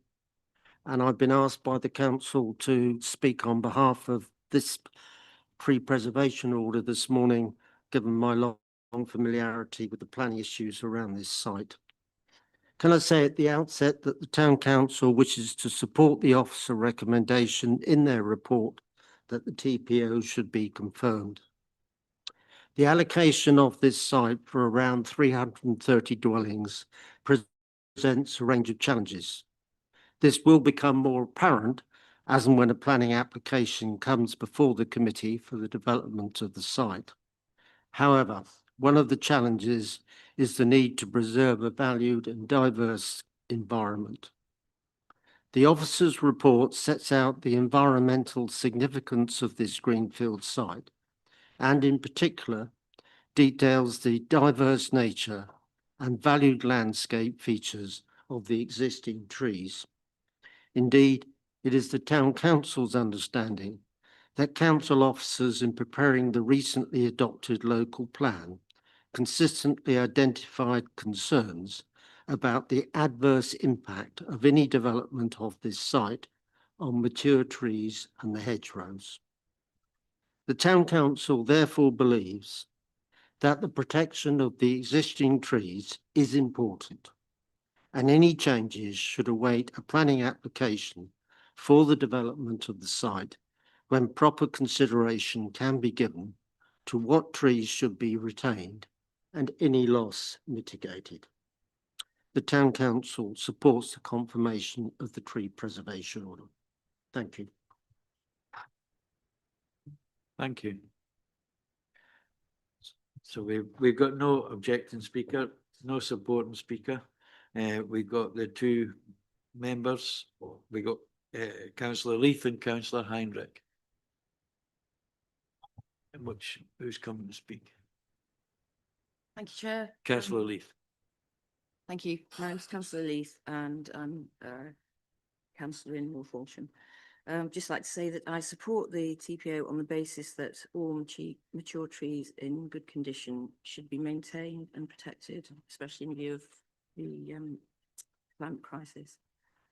I do accept that a limited number of trees will need to be felled to permit access to the site, but I hope that this would only be done just prior to commencement of works. Thank you. Thank you very much. Councillor Very, Hempton. very briefly, as Mr. Seawood gave most of the information, I was the one who originally asked for the review of the site and the initial TPO, so clearly I'm happy to support it. Did I have a vote on this? I actually don't in this case, but yeah, it's a shame we've got to lose some trees, but the roundabout access is more important. We cannot have a situation where we do anything that might prevent that roundabout going in if that site is ever to be developed. So fully support it. Thank you. Thank you, councillor. Councillor Brown. Thank you, Mr. Chairman. Yeah, I think the point's been made that this is merely carrying out one of the requirements of the site allocation for policy NW 16 for 330 dwellings. It's an allocated site in the local plan. I'm just looking at the relevant page, 218. Clause 5 says retention of existing hedgerows and trees. No doubt there will be improvements on site through BNG requirements when the application comes forward. So it is incumbent upon us to be consistent in supporting our site allocation requirements. And I'm quite happy to propose that we accept this. Thank you, Mr. Chairman. Thank you. Councillor Fisher and then Councillor Hankin. Yes, Mr. Chairman, just to say I'm happy to second. Councillor Hankin. That's what I was going to do, second.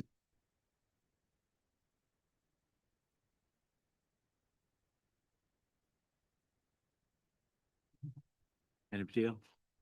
Oh, sorry, Councillor Vickers. Just a question. Has the planning application for the 330 dwellings come in yet, or does anybody know? It is with us for determination at the moment.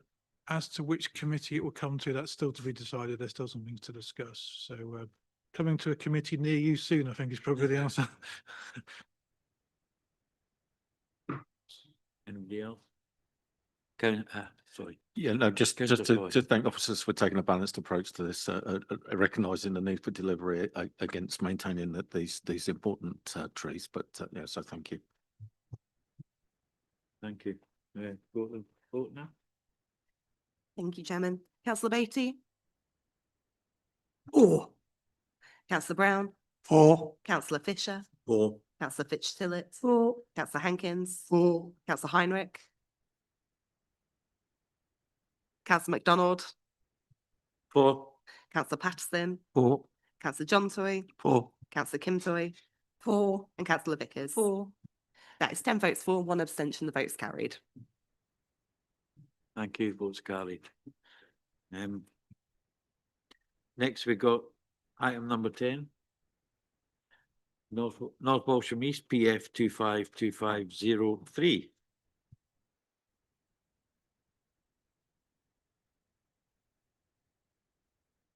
Ready when you are.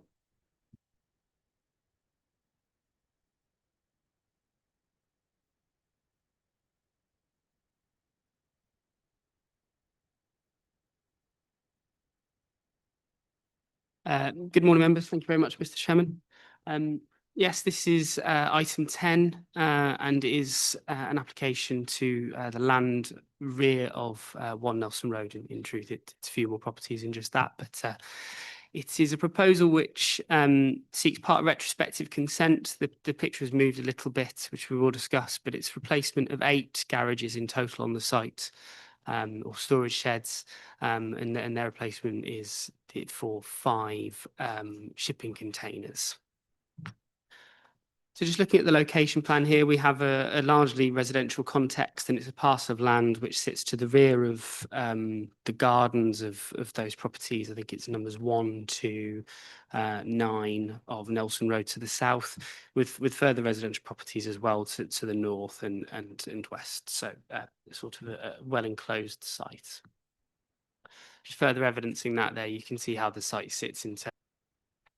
So this image is taken from the plan that was submitted as part of the application. This is, I believe, a situation that has moved on quite significantly versus the submission. So do please understand that many more of these garages have now been removed. But this is the part retrospective element of this application, and those garages were on site at one point, and this application does control that element. So just moving in there to October 2025, you can see that this is a more accurate picture, and I believe that, that things may have changed a bit more since then, but generally this is now a more accurate representation. You've got, I think, one garage left that may have been removed, and at the moment, 2 of the containers are in situ on the right-hand side there. So the proposed containers, sort of well versed, I think, in their appearance, and we have had a number of cases come to committee for these sorts of developments, but they measure approximately 2.4 metres in width, 6.1 metres in length, and 2.6 metres in height. It is proposed that the 5 shipping containers, their storage area at ground floor area would be less than the total of the 8 garages, but that's for your debate and for your consideration today. So just seeing the layout there, you can see the 8 garages in the dotted black lines, and you'll also note as well that the siting of the 5 containers is focused into that western corner. That has, of course, a knock-on consequence in terms of the residents immediately in that area, but also, you know, it would be said potentially a betterment for those further to the east as well. So there are positives and negatives to that decision and that location. You'll also note on the western boundary, just on the corner of the access track, there is a gate and security fence to be installed as well. And this is an indicative image of what that may look like, with approximately 2 metres in height. So the key issues for consideration for you today, members, as outlined in your report, are the principle of development, perhaps importantly, the impact on design and amenity, with some highway safety and ground contamination issues. In terms of ground contamination, environmental protection are perfectly content with a precautionary condition. Just if there are any works taking place and contamination is located, then the works would cease and appropriate steps would be taken. That's a common condition that we often use. And in terms of highway safety and a lot of the considerations before you, the conditional controls are quite important. This is the loss of 8 garages and the replacement of 5 shipping containers, and that is the quantum of development that you're considering today. The conditions that we're seeking to use and apply to this consent are to really keep the extent of the operation to exactly that. And it's on that basis that we have no objection from the Highway Authority, and it's on that basis that we find the residential amenity impacts to be acceptable. So the summary of your recommendation today, members, is approval subject to the conditions controlling matters that are on screen, and we welcome any questions you have as part of the debate. Thank you. We got no town. Oh, we got no town council speaker. We got no objecting speaker. We got an supporting speaker, Mr. Wag. You take the end there, please. You got 3 minutes.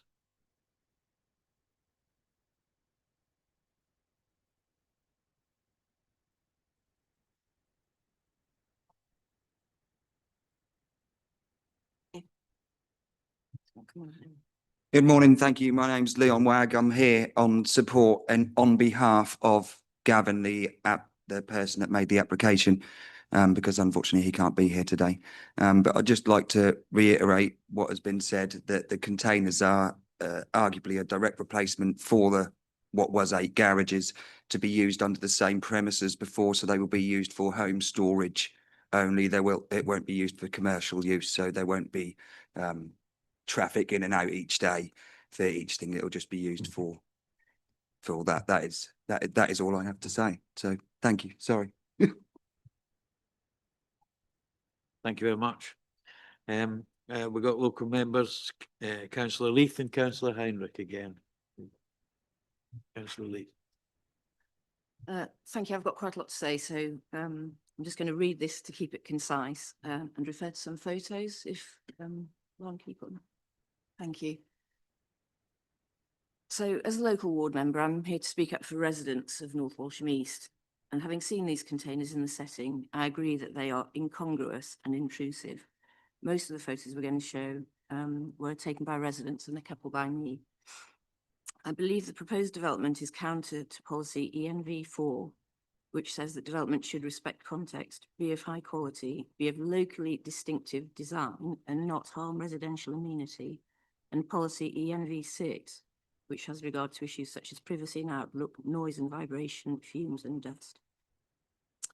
Where once a narrow track, see slide 5, off a narrow road, led to a grassed area with small domestic garages and traditional wooden sheds unobtrusively tucked against the fence. Now we have industrial fencing and the imposing mass of these large shipping containers set on concrete blocks, making them, I estimate, close to 3 meters high.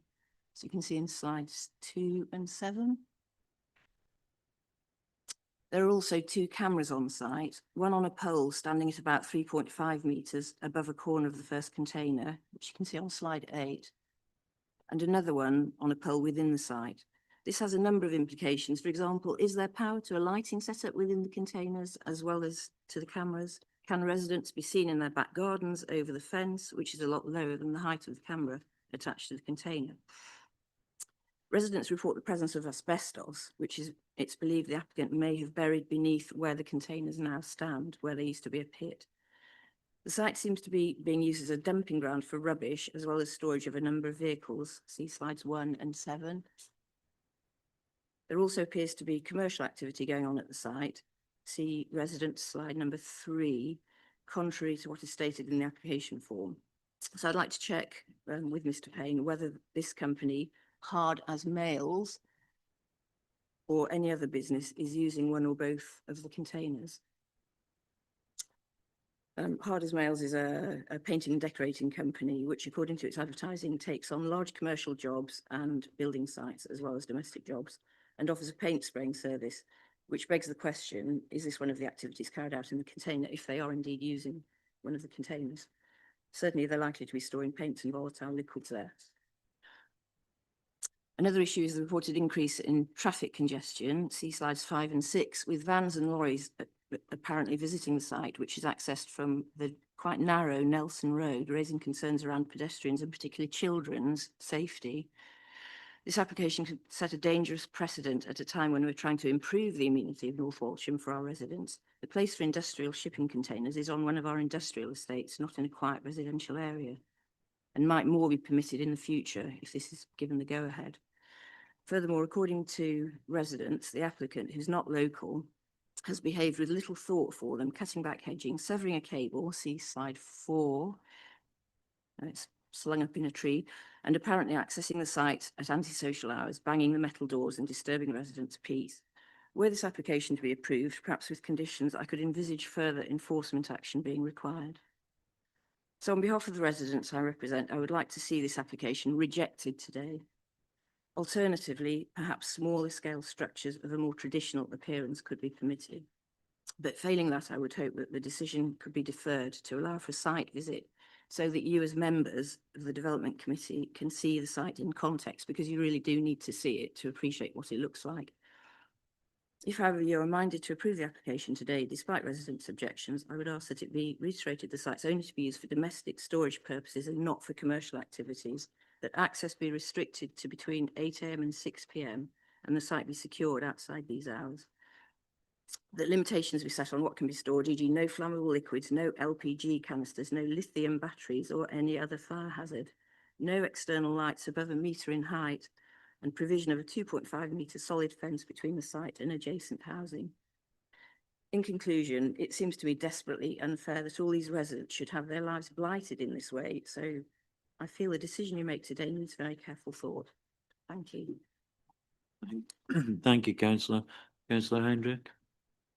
Thank you, Chair. My colleague has made most of the points I would make. It clearly this is storage, which has already happened, so, but this seems to be a much more commercial basis than people using garages. So to me, it represents a commercialisation of a site that is tightly constrained. Long existing houses one side, there is old people's accommodation to the north of the site. There are concerns certainly about the level of contamination, which to my mind we have not had sufficient assurances regarding. Asbestos is not a pleasant material, as we all know. And if it's just been buried in a pit, then clearly that should not have happened. It should have been disposed of correctly. There are further concerns. There's clear from residents' photographs that commercial use of the existing containers has been made. Should that happen in the future? Is it going to be enforced? Can we adequately enforce it? This is becoming potential to be a completely antisocial activity within a residential area.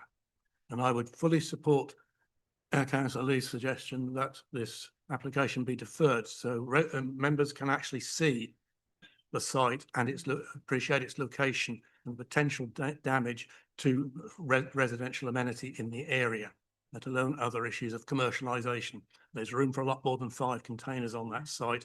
Although they'd have to come back for further planning permission were they to want more, you're clearly going to get 15, 20 on there if you so wished, and that would be totally unacceptable. So I have no objection if there was continuation of the use of small storage sheds, garages. That's not an issue. It's the nature of this commercialisation and industrialisation within a tightly constrained residential area. So I would urge the committee to refuse this, or at the very least to defer it for a site visit and to take account of the conditions as suggested by Councillor Leith, which clearly I was involved also in sketching out. So I can't say any more. I don't get a vote. I know how I would vote that I have one. So I will stop at that point, Chair. Thank you. Thank you, Councillor. So we'll take it to debate. Councillor Patterson and then Councillor Kim Toy. Thank you, Chair. Can I ask what classification is this parcel of land? I think at the minute it's difficult to say because it's not connected to the residential dwellings. Clearly there was, as I understand, there was parking there previously for residents, but that linkage between the houses and the land is broken away. So you could argue it falls into what we call a sui generis use, and there isn't a particular use. I mean, for container storage, we generally would regard that as a B8 storage type usage on there. And if we were to go down that route, I think has been suggested, we would want to see some tight conditions. I mean, we've had another container storage application on this agenda, and in that particular location, it was in a rural area where there wasn't that close proximity to neighbours. Here we are in a situation where there is a close proximity, and that obviously brings with it, as has been raised, concerns about how will the operation of that business affect the amenity of adjoining residents. So that's the bit that we need to be sort of careful on. But in answer to your question, the existing we'd probably describe as sui generis, and it would change to a B8 use, but then we could control the B8 use by conditions. Okay, well, I feel we're trying to put a square peg into a round hole here. I listened to the ward members, and I don't think is this written up for approval. Yeah, I don't support that. I'm happy to propose a site visit. Thank you.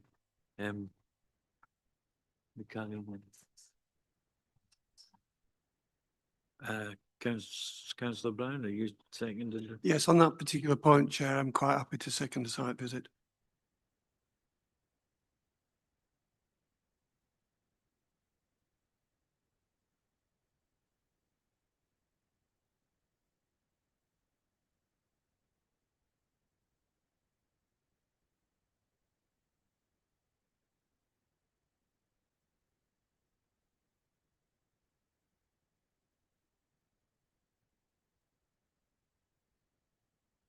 Sorry, Councillor Kim Toy. Thank you. Right, first question is, what do we clarify as domestic storage? To me, is like you get those big storage services now where you can store all your domestic things in. And who are their customers? Because it's clearly not the residents that are immediately there. Who is their customers? Who's good? Because all we can see from that is odd as nails. What's it going to be used for? I don't term cars as a domestic storage.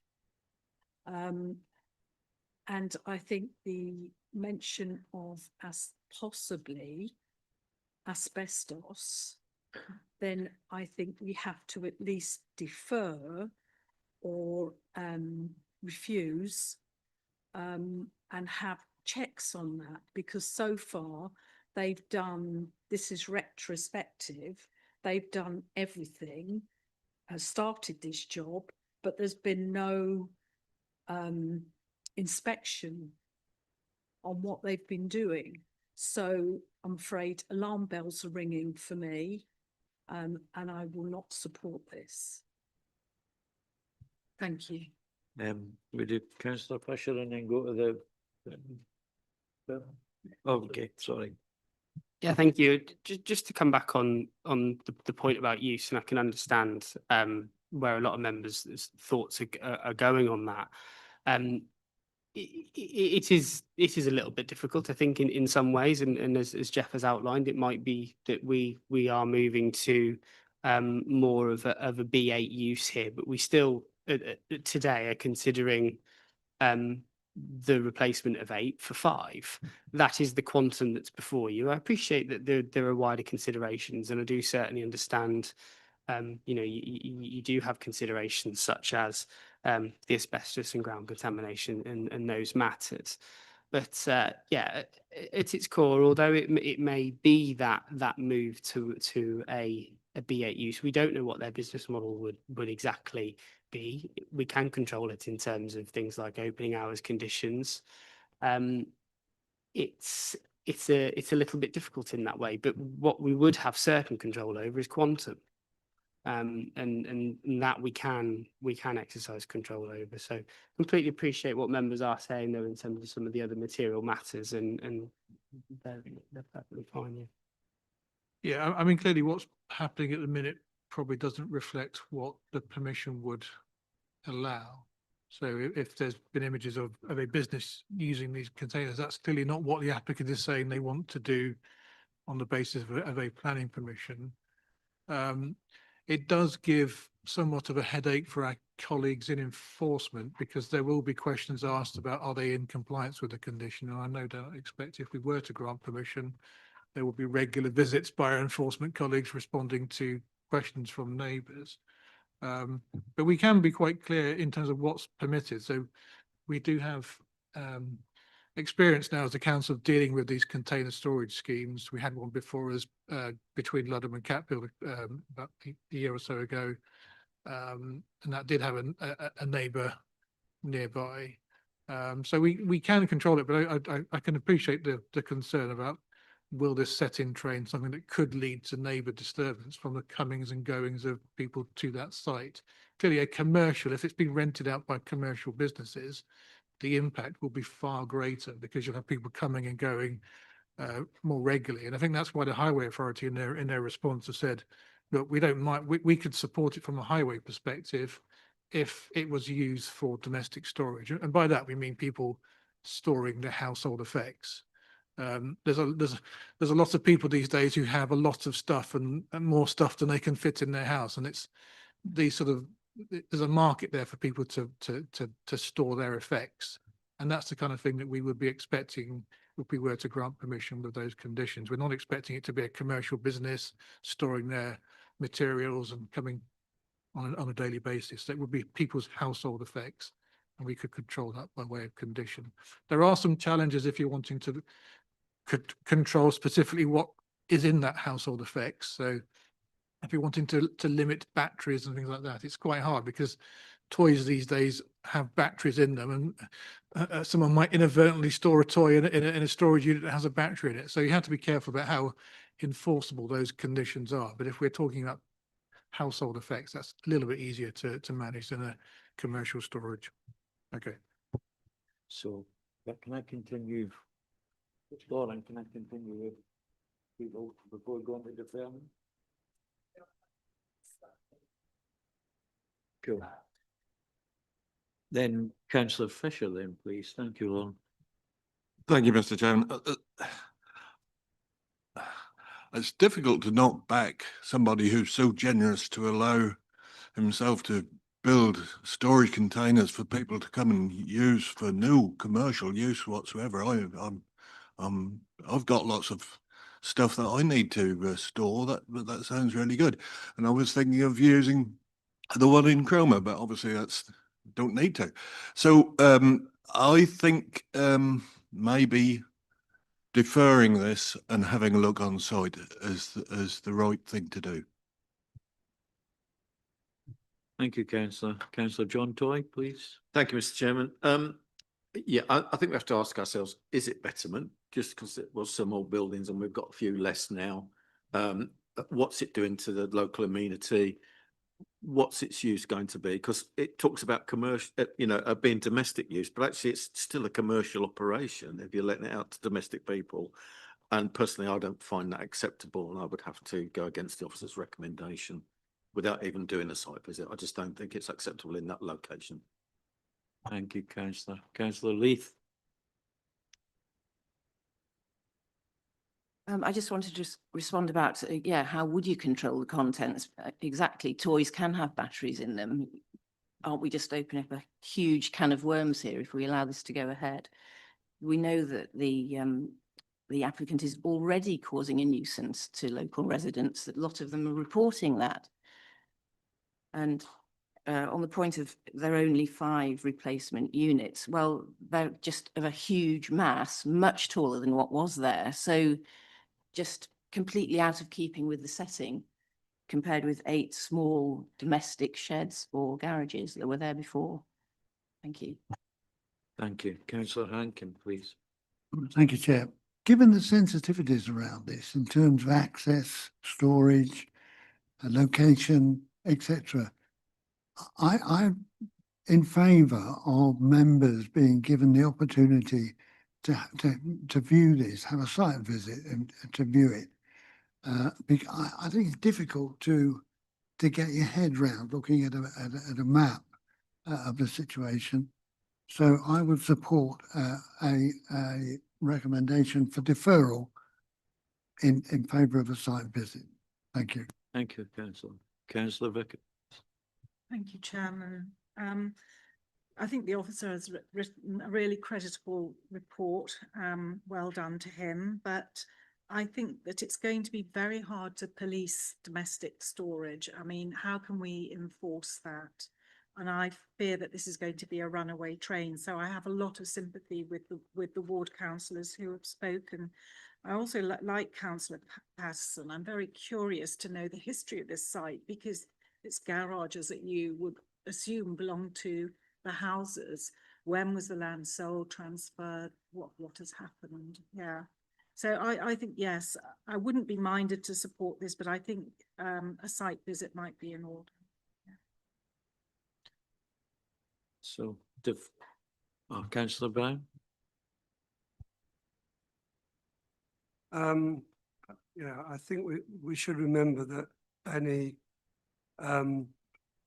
limitations through the title of the property or ownership in the title deed is completely separate to our role as a planning authority, and it would be I think the wrong approach to try and link the two together. We really do need to consider the issues in the report. It's difficult to see from photographs the difference in height between the current garages on site and the new units. We've got a measurement for the new units. I'm not sure if there's anything in the report about how high the current garages are, but it seems to me to be a better great step to be inching towards creating a semi-commercial operation on this site from what at the moment is likely to be purely residential or domestic in terms of the garage is potentially just used for parking cars, which was of course their intended purpose. It's difficult to park a car in a storage unit, in my experience. I've never tried it, but maybe they did it on Top Gear and I missed that episode. Okay, so the mood in the room seems to go with the deferment. Do you want to have a vote on that? Yeah. Certainly for him to Yep, so say the that. proposal that we've got, the proposal from councillor Patterson, second by councillor Brown, is to defer to enable a site visit. Would you like me to go to the vote, Chairman? Okay. Yes, Councillor please. Beattie, For. councillor Brown, For. councillor Fisher, For. councillor Fitch-Tillett, For. councillor Hankins, For. councillor Heinrich is abstaining, councillor MacDonald, For. councillor Patterson, For. councillor John Toy, For. councillor Kim Toy. I'm not too sure. I'll need a for, against or an abstention. What I'm concerned about is I don't think that the containers are right. The difference between the sheds and the containers. This is a And I vote for don't the think a site site visit. visit Okay. will help me in that.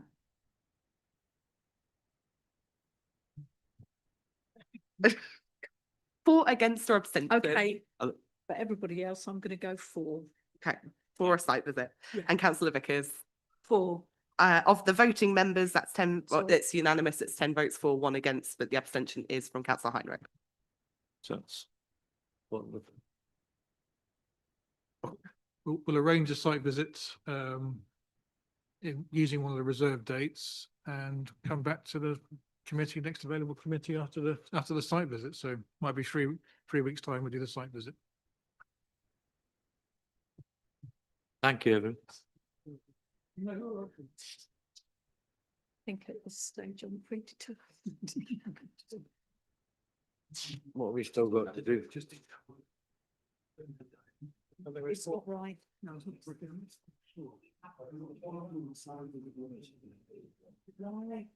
Thank you, everybody.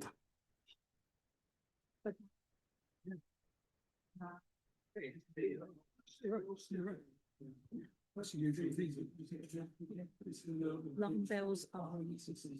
Have we finished? Okay. Okay.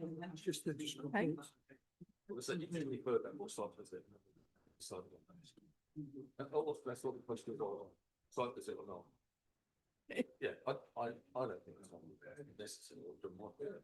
No, because I've already. I'm happy. Someone can pay anyway.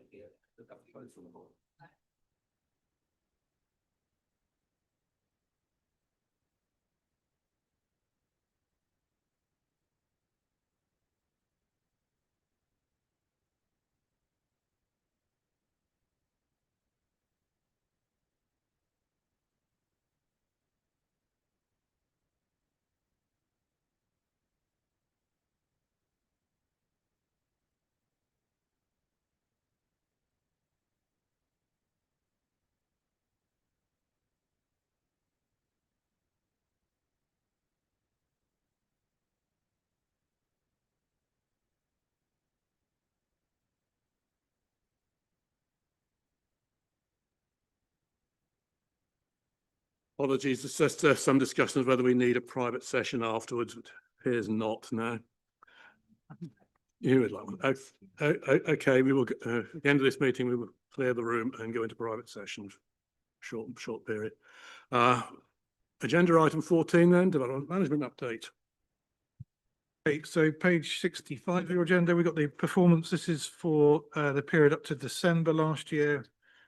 So just showing the speed and quality decisions. So we're having a couple that are going over time, but our 24-month average is still very good at 97% for majors and 95% for non-majors.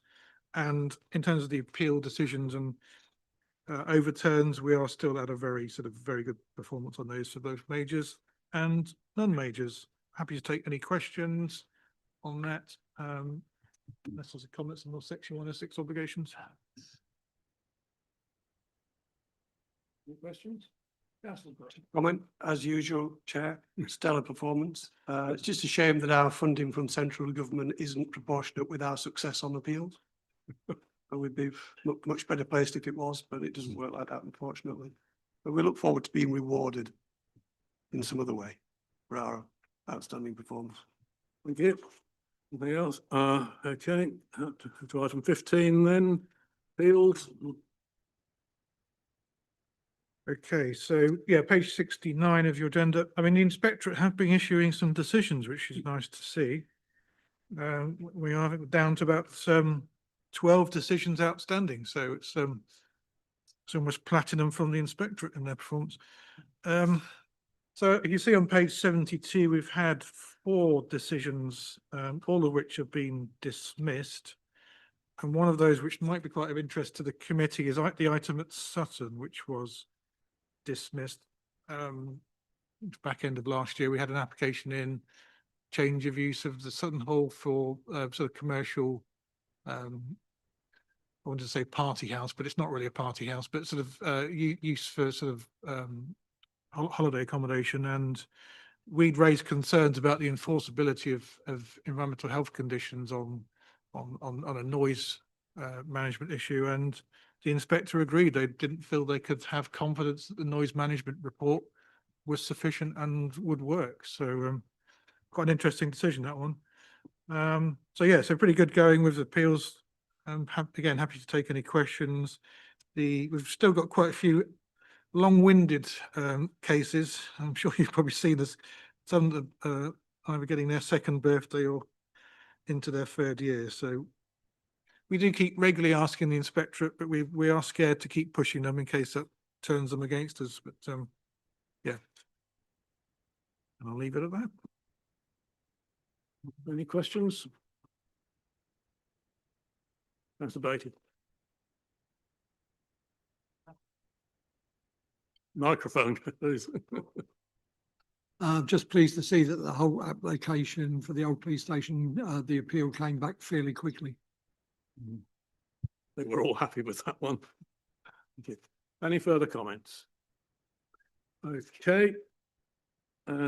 We need to have a short private session. We need to move to item 16, exclusion of press and public. Can I have a proposer for the usual resolution, please? You, seconder, will show. Okay. If public would leave the room, please. And we'll now go in.